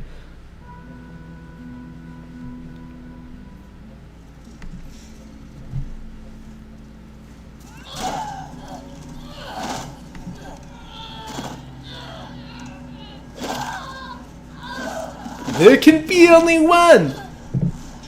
So that's Abby? Shit, she really is huge. Like, look at his arms.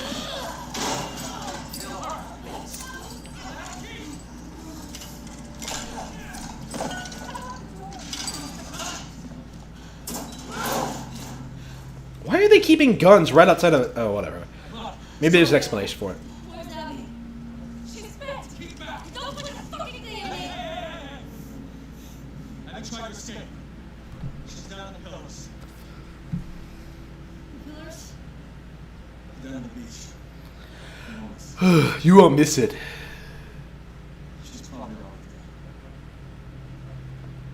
But I wanted to kill her myself. That's what this entire game is about. Come on.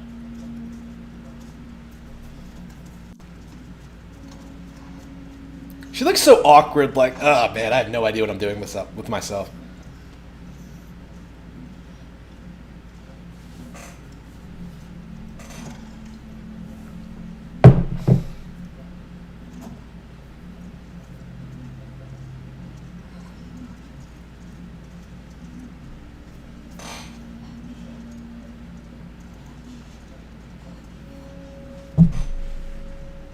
I don't know. Should we really watch all of this? Do we really need to watch all of it? I mean, it's boring. You know what I mean? Like, it's just going to be like her going down these hallways looking for this chick until the QTE fight at the end. I want to see, like, what the actual final moment looks like. Hang on. Let me skip ahead.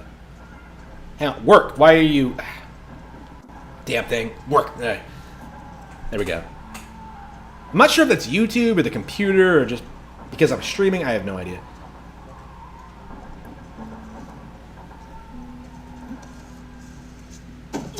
Oh, here we go. Okay. This is where they fight. I've seen this bit, but I don't know what happens after that. There can be only one!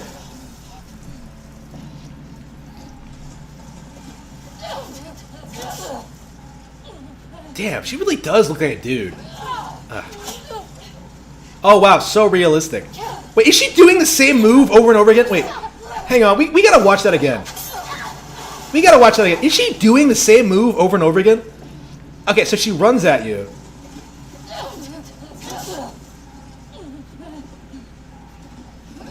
Yeah, okay. Yeah, it does look very similar, like how she's animated. That narrative that like the animation for this is ooh, the best animation in gaming. That's full of shit. That's not true.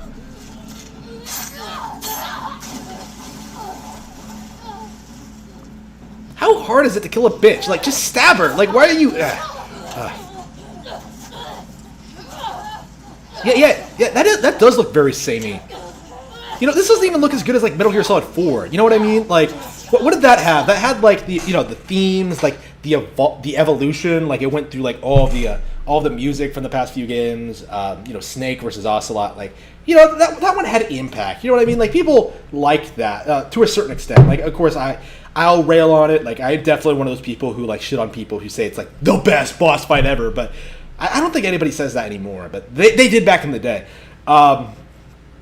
This is basically a lot of these PlayStation games. They didn't take that concept and improve on it. They just took it and made it worse. You know what I mean? Like none of these have like the emotion, the passion that you don't feel as invested, and the gameplay itself isn't as good.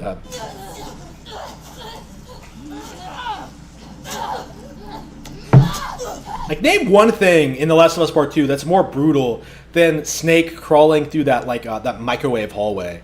Like that was just bullshit. Like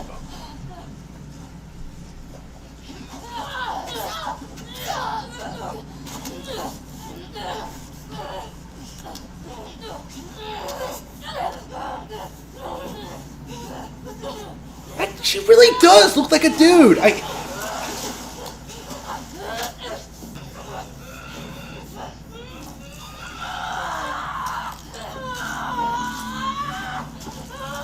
Oh wow, so realistic. So realistic, I don't even see blood. Oh wait. Maybe it was just the camera angle. I didn't see it. I didn't see the wound bleed. I don't think I saw blood on the knife either. I did stab her, right?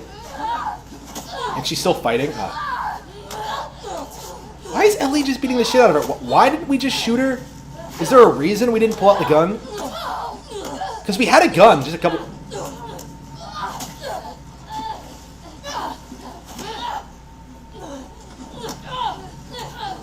So yeah, it's basically the same shit as like, what Uncharted did. Like these terrible like press square to attack and then like triangle to dodge or whatever.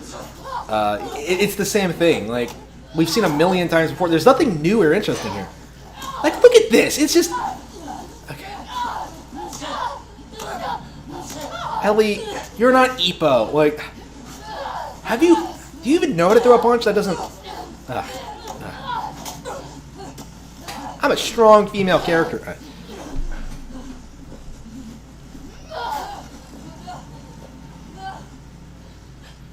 Are they really just gonna do this over and over again? This is boring to watch. Okay. Okay, so she drowns her under the water. Okay. There can be only one, bitch.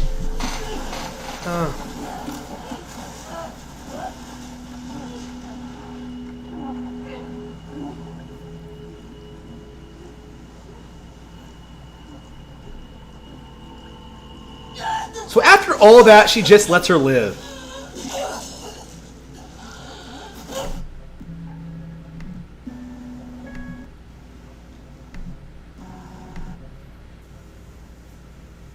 Oh, she lost her fingers. Oh, no.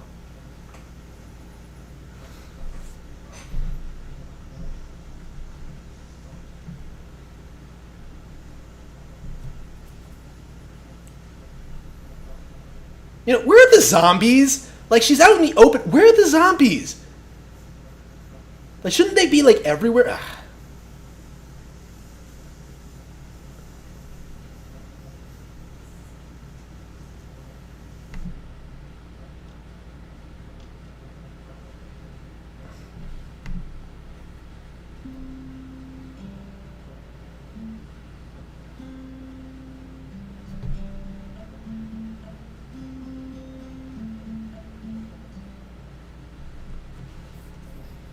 So it ends with her playing guitar. So she lets the bitch live.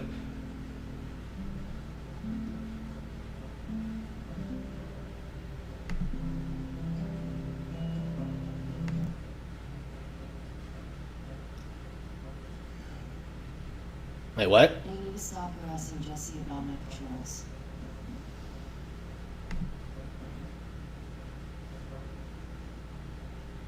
I would do it. Alright. Yeah.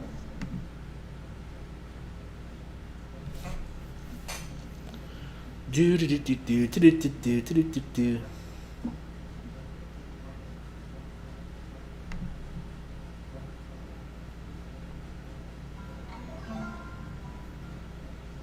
And so it was just a flashback.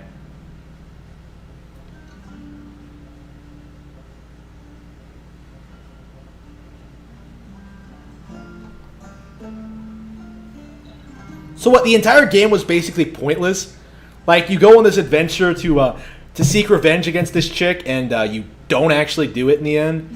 Wow. Yeah, we have to see the comment section. That's the impression I got. I didn't want to sit through all that bullshit.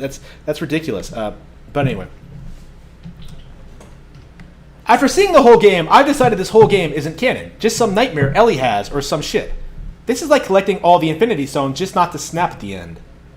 This game's ending is basically like this: you killed my father figure. He killed my father or mother or something. I'll kill you, but first I'll kill every one of your friends. Wait, no, please kill me instead. No, revenge is bad. Redid it, boys. Revenge, no more. So did Ellie die? Because I'm scared to watch the rest. Remember when Neil Druckmann said he was going to honor Joel and Ellie in this game? Where's the part where he honors them? So much for that one trailer. I'm going to find out I'm going to kill every last one of them. Yeah, sure, kiddo. Naughty Dog had to crunch so many employees to create a product where nothing is achieved. Imagine if Doom Guy didn't kill Satan and went home to play guitar. After this ending, I kind of wish Ellie was killed to save mankind. Oh, wow. One moment you were playing a character when they were a kid, and a couple of hours later there's a scene where they're getting railed backside. Neil sure has some strange fetishes.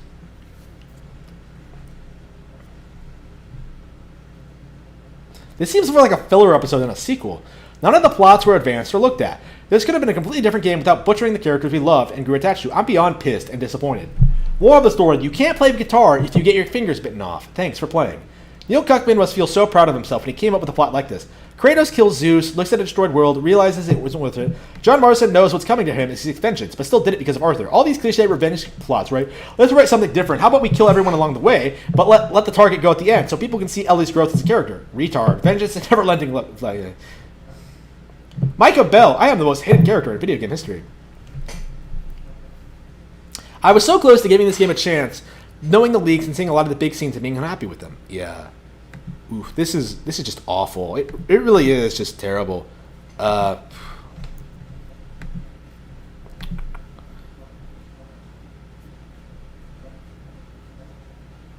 It really is just awful. Let me see here.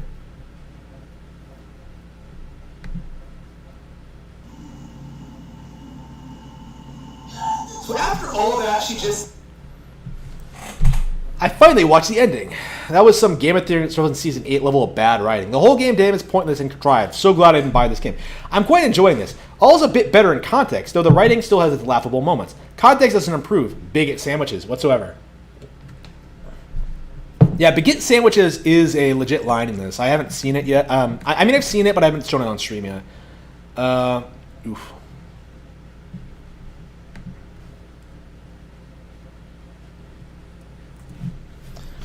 Yeah, it doesn't seem like people are happy with this at all. How long have I been streaming? Yeah, an hour and a half. Lol, The Last of Us Part 2. Yeah, the user score is going up, but they're probably deleting the really low Metacritic scores. Before and after stream, The Last of Us Part 2. Oh, wow.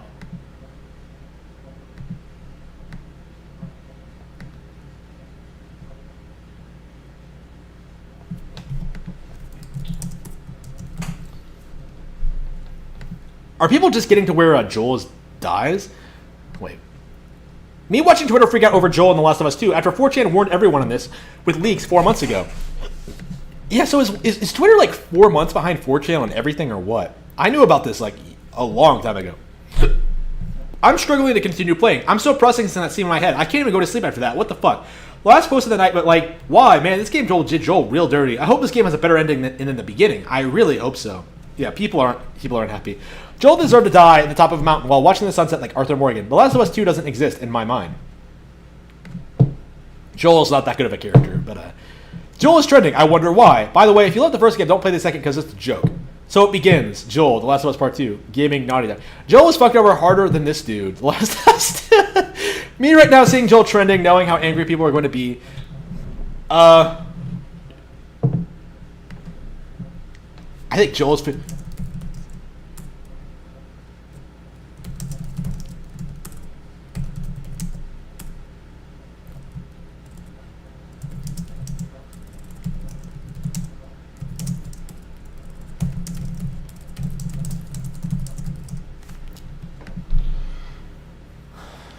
Alright, I guess we could look at Naughty Dog and their notifications. See how this is escalating. I thought I would know what to say in this moment, but I've written, deleted, and rewritten this 20 times. Congratulations to my Naughty Dog family. You should be so fucking proud. I love you all.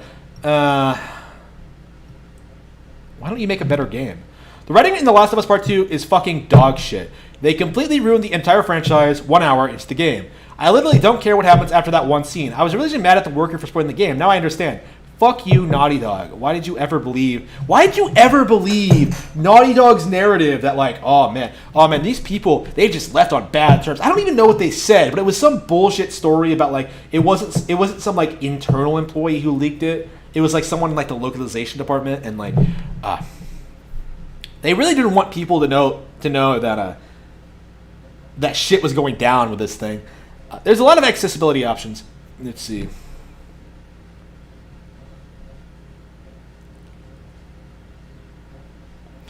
What we're not talking about is Naughty Dog isn't just Druckmann. A studio of people had to slave away to make his weird sexual fantasies come true. I keep seeing that. Like, did he really character model? Did he really mocap himself like humping Laura Bailey's ass? Like, if that's true, then fuck him, because that is just ridiculous.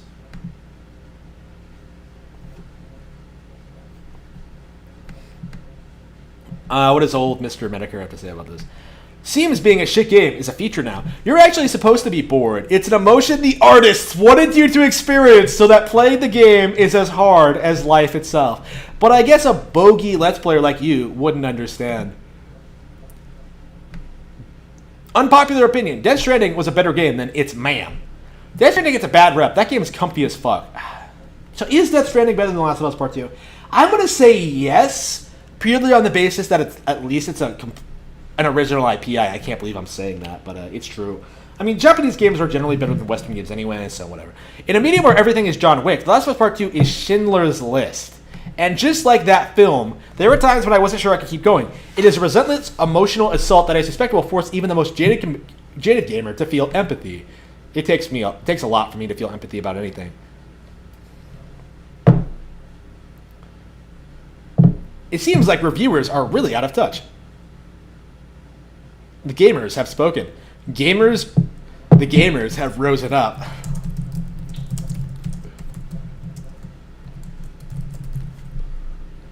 And yeah, that really needs to be said.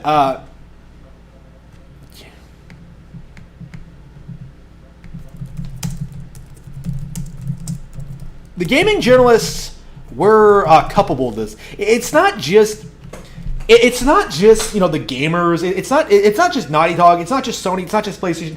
It's the gaming journalists. Like they created this narrative that there were like nothing wrong with the leaks, that it was not done internally, that like we didn't have the whole picture, that the final game would be better, and that turned out to not be the case. Gaming journalists are responsible for overhyping The Last of Us to begin with, and damage controlling The Last of Us Part 2 and giving it perfect scores. Not even like just damage controlling, like literally giving it perfect scores, literally declaring it the greatest thing in the industry.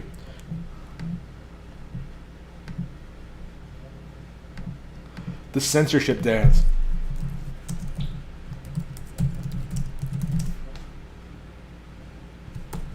The censorship shuffle. Yeah, that's it. The censorship shuffle. Don't believe game journalists. All right, so all right. Let me see here. So yeah, this is getting crazy. Okay, The Last of Us Part 2. Wait, hang on. We might as well look at that as well. That tag as well. The Last of Us Part 2.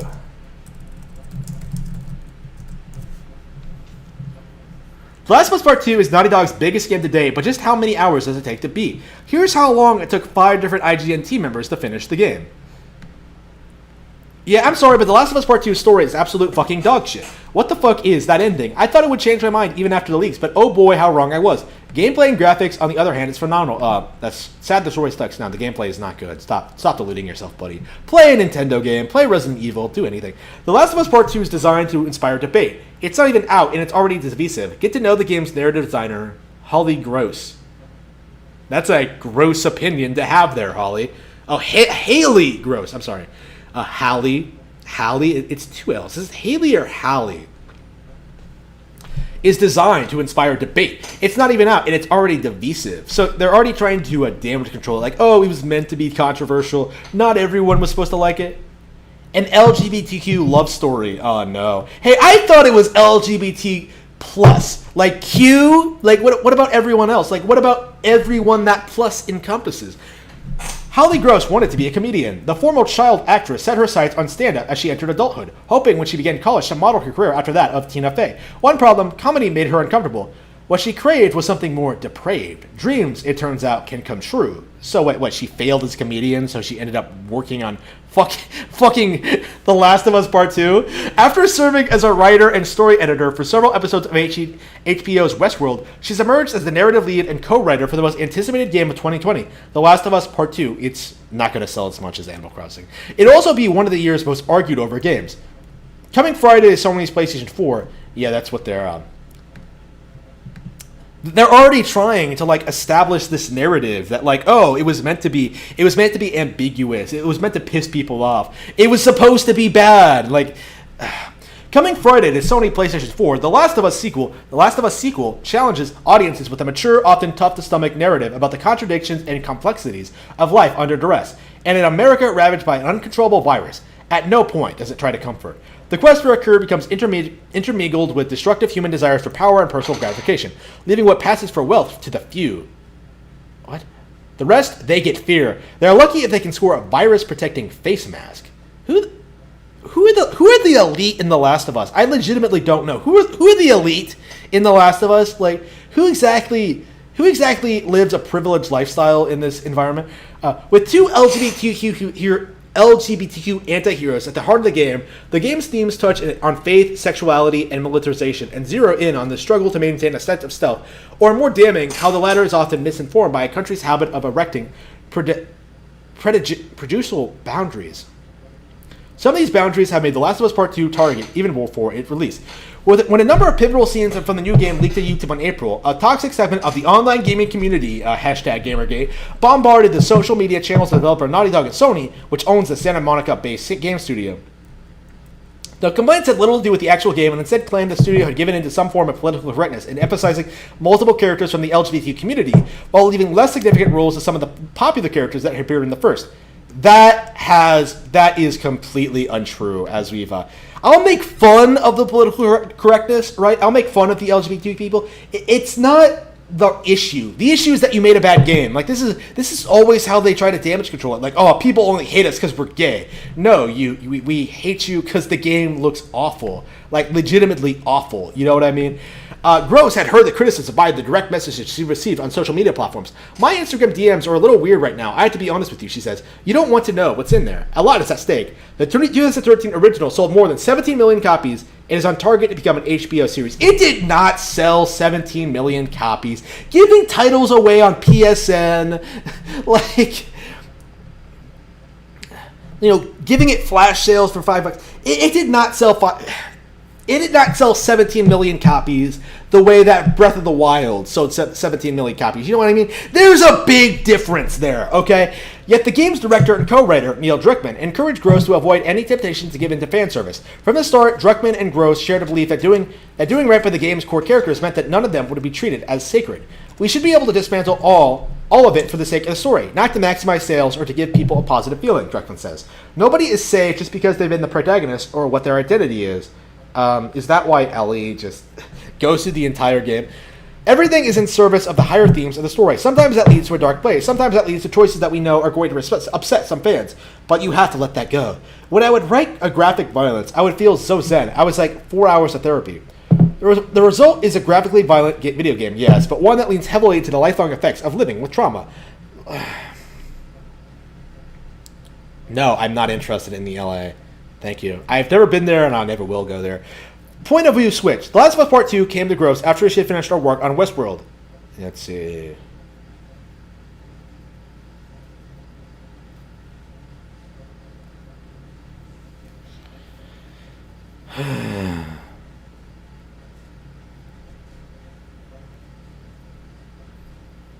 While presenting itself as a twist in the zombie genre, how is it a twist? The Last of Us, at its core, was about the relationship between its two stars, 14-year-old Ellie, who was a potential cure to the plague, and Joel, her reluctant caretaker, escorting her to a medical research facility. The game explored how the relationship came to resemble that of a father-daughter, and Ellie, hardened but still an optimist, was a cipher for America's future, at least until the game's climax, when Joel yanked her from a surgery that could have led to a vaccine but would have killed her. Yeah.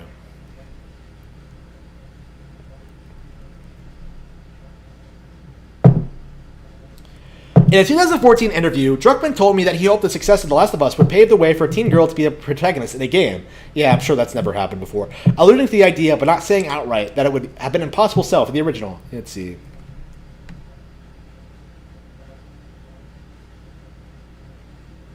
I wrote dirty songs for my stand-up, says Gross, now 34. Like, one was an ode to my genealogist, and how he was the only man allowed in certain parts of my body.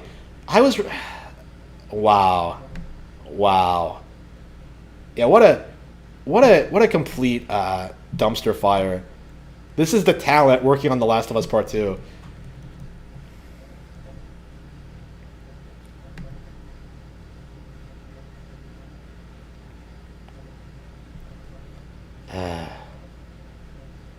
Yeah, this is bullshit. It really is just garbage.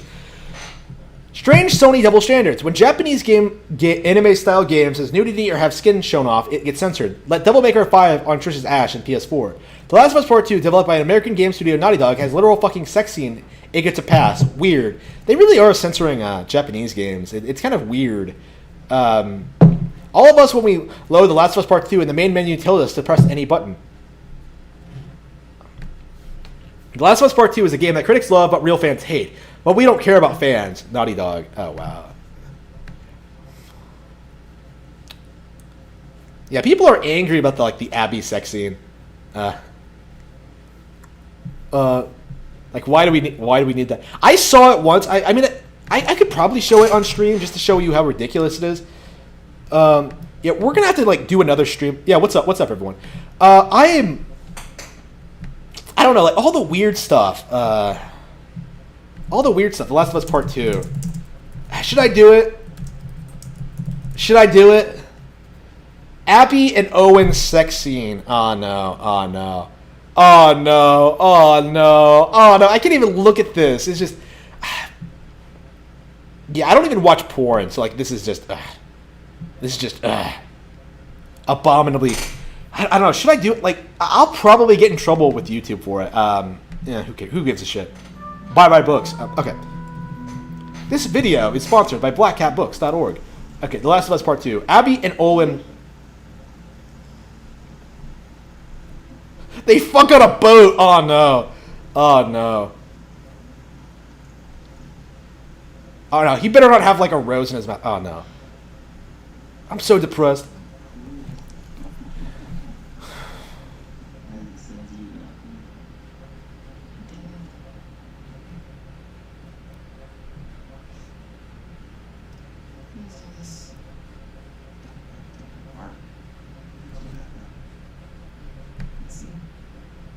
Oh, wow. 10 out of 10 video game writing.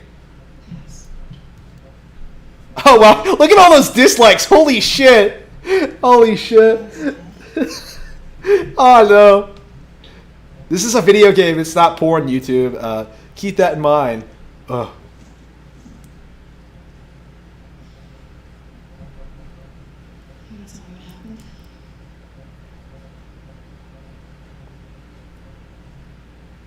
Small camp. Just go as far as Of course, this leads to sex. Holy shit! Just knowing that is cracking me up. It's so melodramatic. Oh man, this is so super serious. Look at all these. Oh man, guns and violence and death. Oh man, it was so terrible, man. Listen, there's you. It's old. I'm tired. It's just.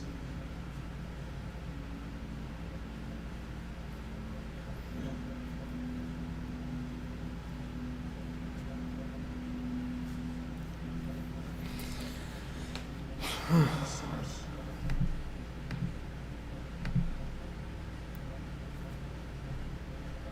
Oh no, what you need? Oh no, I can fix this. I can fix this with my body. For a moment. Oh no. This boring conversation. This boring ass like minutes long conversation.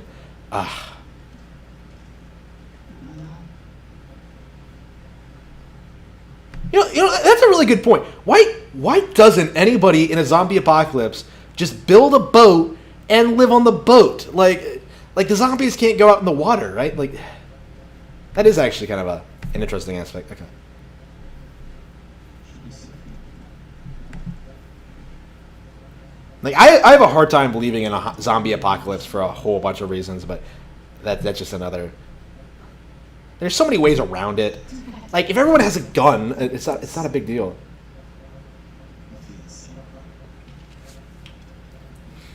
If the fireflies are in stone,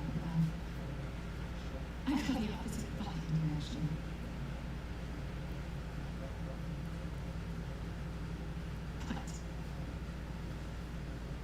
But Her arms are huge. I can't get over that. Like shit. you what? You should try it. You know how do I do that? Try to find the people who killed my family. Cut into them. I could torture them until they're crying out. I love how this leads to sex. Holy shit.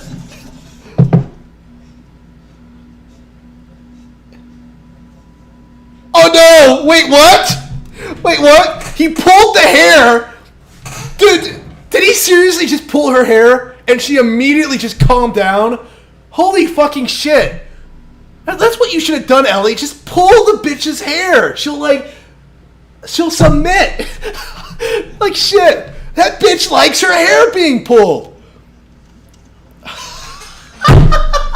Shit. Oh man, pull my hair again, Owen. Pull it. Holy shit. Holy shit. Oh man, that turns me on so much. Oh man. Oh, they censored the tits? Oh no. 0 out of 10. Oh. Well, not to be fair, she doesn't have tits. Damn! Holy shit! What? No, he bends her over in like 5 seconds. What? No foreplay at all. What? He immediately just. What? What was that? What the fuck was that? Like, what the fuck was that? Oh man, I just killed this entire village of people. Oh man, I'm like, what? What was that? Whoa, that was worse than what I was expecting. Just holy shit. Holy shit, that was ridiculous. That was ridiculous. Wow. That's just unbelievable. I am appalled at how awful that was. It's just everything about it. Like I honestly thought the worst part would be like the melodrama and like the shit that I was not expecting it to be that sudden. Like the hair pull. Seriously, the hair pull. I was like, holy shit, just pull my hair, Owen. shit, like, just wow, that was ridiculous. Whew, that is, that was great. Pull my hair, Owen. Nah, I don't have an account, so. Oof. That was just awful. That was unbearably awful. Games you're playing instead of The Last of Us 2. I am playing Resident Evil 2, for the record. Ellie slaughters hundreds of people throughout the game. Spares Abby because killing is wrong. I fucking hate this shit. That literally was the plot. Like, you know what I mean? Like, Ellie kills all these people. Butt sex time. Dude, I just did a live reaction to this. I just did.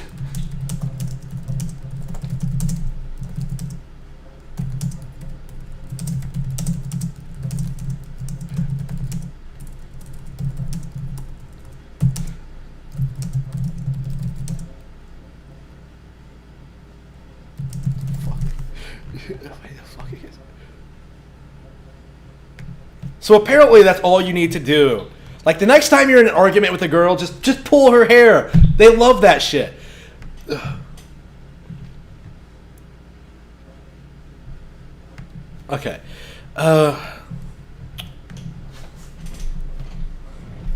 Official Last of Us review thread. Yeah. The Wonderful 101 remaster doesn't chart. Oh no. Wonderful 101 didn't chart. Oh, poor Platinum Games. If only you had kept it Nintendo exclusive. Maybe released it digital only, and didn't seriously think that putting it on multiple platforms would lead to it becoming successful. If only you had just released it as it was, as a Nintendo exclusive. Fuck Platinum Games, but that's another topic entirely. Coming from last one, listen, Nintendo friends, I know. Oh yeah, it's the Nintendo fans who hate this shit. I know you have nothing to play. I know you have no games scheduled for release. I'm literally getting Paper Mario and Deadly Premonition 2 next month. I know you have already found all the Ubisoft towers in Assassin's Creed, Assassin's Zelda, Far of the Cry. I know you have a shitty garbage mon. I know you have romanced all the waifus in Fire Emblem. I know you've been banned for hate speech and Tranimal cross-dressing. And I know the PS4 is getting another generation-defining exclusive title, but that doesn't excuse this kind of behavior. Sometimes other kids get better toys. This is life. You need to learn how to cope maturely instead of all this review bombing and spamming. Yeah. Making it about console wars. Here's your ending, bro. Abby and her new friend Lev get captured by a gang called the Rattlers. A few months later, Ellie and Dina are living a happy life on a beautiful farm and have a baby they're taken care of when suddenly, and injured, Tommy bursts through the door with information on where Abby is so Ellie can kill her and complete her revenge plot. Dina tells Ellie it's a bad idea as they're happy and can move forward in their life with their family. Ellie, no shit, that shit revenge. Yeah, their family. Yeah, Ellie raising her girlfriend's son. No, fuck that shit, revenge. Ellie finds Abby and Liv tied up, starving, and dying after months of captivity. Ellie saves both of them. Abby leads them to lifeboats so they can escape. Flashback to Joel. I can't let you leave, Abby. Yeah. Abby almost drowning. Yeah. Never mind, I don't want you to kill you, just go. Dina left and took the baby. Oh, okay, I didn't pick that up on the ending because I wasn't aware they were living together somehow in the middle of nowhere in a zombie apocalypse somehow. Okay, so let's get this straight. So Dina leaves and takes the baby. So Ellie not only had the opportunity to raise her girlfriend's daughter or son or kid or whatever, not only was she cucked, she did get dumped. Wow, some lesbian love story. Wow, Dina. Dina probably jumped on the first cock that came around. Like shit, and it was definitely a cock. Like nobody, these people don't stick with women. Like they just don't. Streamcap this post. The Last of Us 2 is about Ellie trying to rebuild herself. Find Dina. Partner is an older Liv. Yeah. Tommy dies. Yeah. I imagine defending The Last of Us 2 over Console War Allegiance like in 2010. Yeah. In retrospect, what games should have won Game of the Year these years? Since everyone seemingly unanimously agrees none of them deserved it. Red Dead Redemption, The Elder Scrolls Skyrim, Telltale The Walking Dead, The Last of Us, Dragon Age Inquisition, The Witcher 3, Uncharted 4, Breath of the Wild, God of War, Based on Schilling, probably The Last of Us 2. Yeah, literally all of these, other than Breath of the Wild, are shit. Literally all of them. Red Dead Redemption especially. Well, literally all of them, but... in 2010, what came out in 2010? I can't keep track of all these release dates. But yeah, there are plenty of better games in all of these years. Add-ons. Do you put your bread peanut butter in the fridge? Yes. Fuck no. Based and Chad pilled. Games should not contain what the community does not like, in order to satisfy those who do not play. I'm okay with stories that are meant to make you feel bad, but it seems like very ham-fisted. There's a lot of good misery core movies that I like, but you have to handle it well. Also, if you hate this game purely because of politics, you're a little brainlet and probably don't play video games. I mean, this really needs to be said. That really needs to be said. I don't think anyone is hating on this game purely for the political aspect. I think it's purely because it's a shit video game. I really do. Like, I was playing... I was playing Vampire on Nintendo Switch. That was apparently made by the same people who made Life is Strange, and I actually really, really like Vampire. Like it a lot, actually. I did a blog post about it on my website, blackcatbooks.org. I did an article about how much I liked it, and I didn't stop to think that, like, yeah, these people have made lesbians in the past. Like, I don't give a shit. Like, it's not that big of a deal. I liked this other thing they made. It's not that big of a deal for me. The Wonderful 101 remaster doesn't chart in... Oh, this is something else.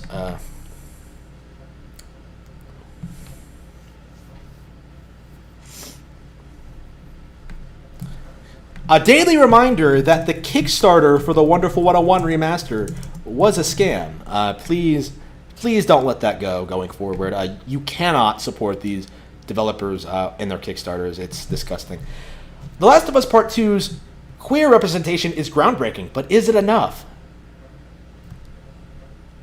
Lesbian gets cucked by the clearly straight woman. Hilarious, really. That's how they want to be represented, huh? Give an inch and they'll take a mile. That's why they are so fucking unhinged nowadays. All the reasonable requests have been granted to them, but it was never about having those things to begin with. It was about forcing others to comply with some shit. So they had to make up new things, and eventually they ran out of reasonable things to ask for, continuing with clown tier requests. Yeah, I absolutely agree with that. The real problem is we think of white and hetero as normal, which basically just made up. Oh, you're a 19-year-old conservative? Please share your political wisdom. All right. These are your masters.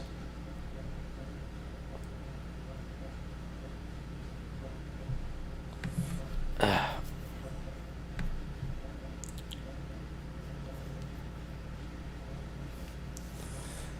video game developers out of touch? Nobody...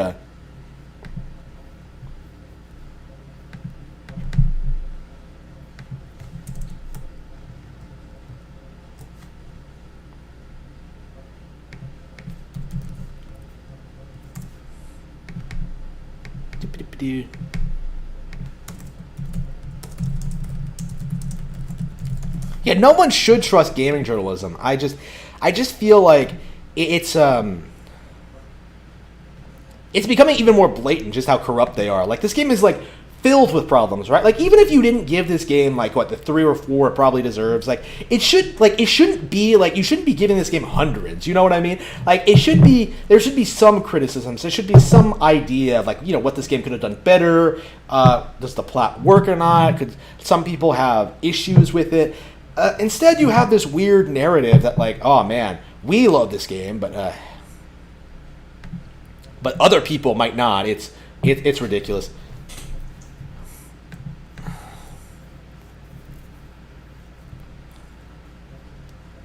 Your face when Druckmann announces he's leaving Naughty Dog.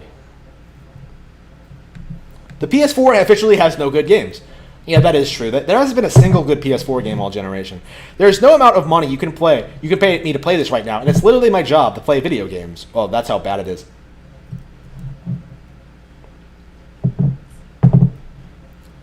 Do you think that eventually TV, movies, games, websites will remove the user scores? Clearly, the user scores fuck whatever narrative they paid to create. I'm surprised they still exist at all. They'll just remove problematic users like Rotten Tomatoes did. Now, they'll just delete anything negative while keeping the highest scores, which is what they have been doing. Okay, can I please just say one thing? Please realize that us honest Sony bros are just against The Last of Us 2 as you guys. We want actually good games, not political propaganda. Please don't lump us in with these paid-off journalists and critics. We are in this fight together. Thank you. Yeah.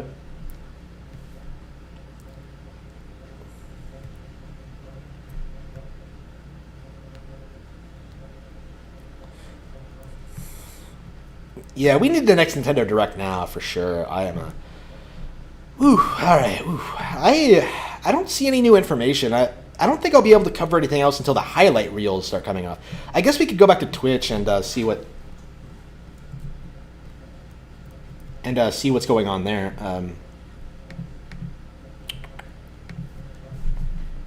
This motherfucker is still playing The Last of Us Part 2.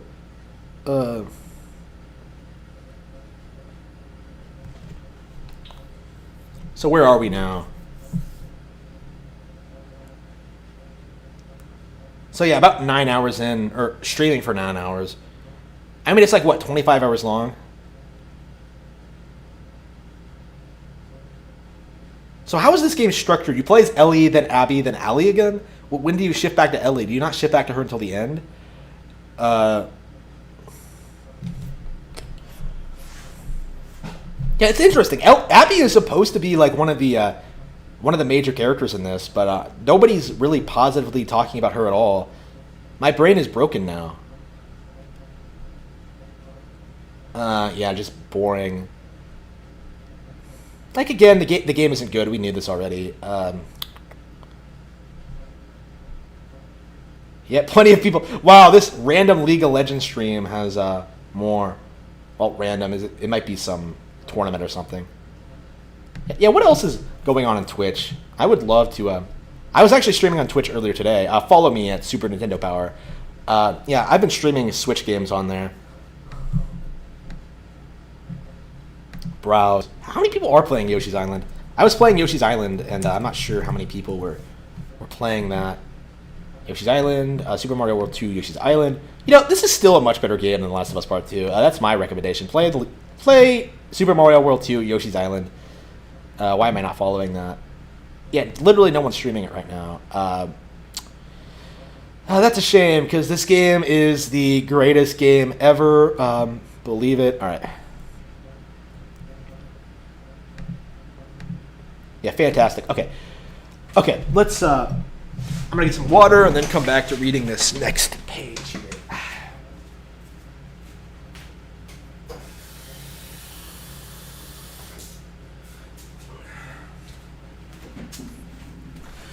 Look, V, Ellie doesn't just let Abby leave because of revenge bad, MK.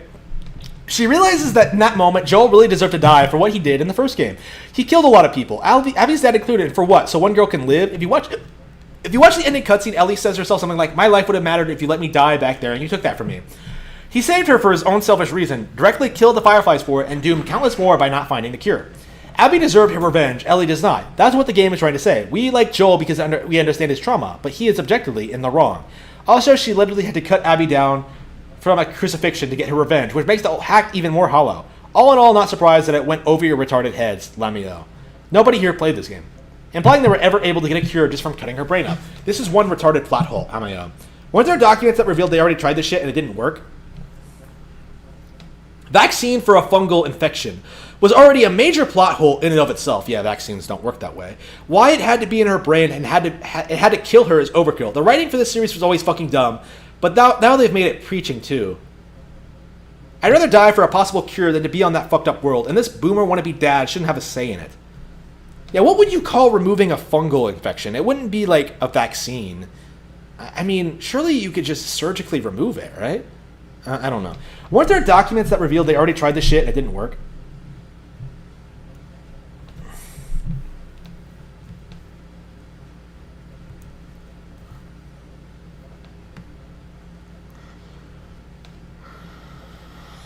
Let's see here. Yeah, it's just...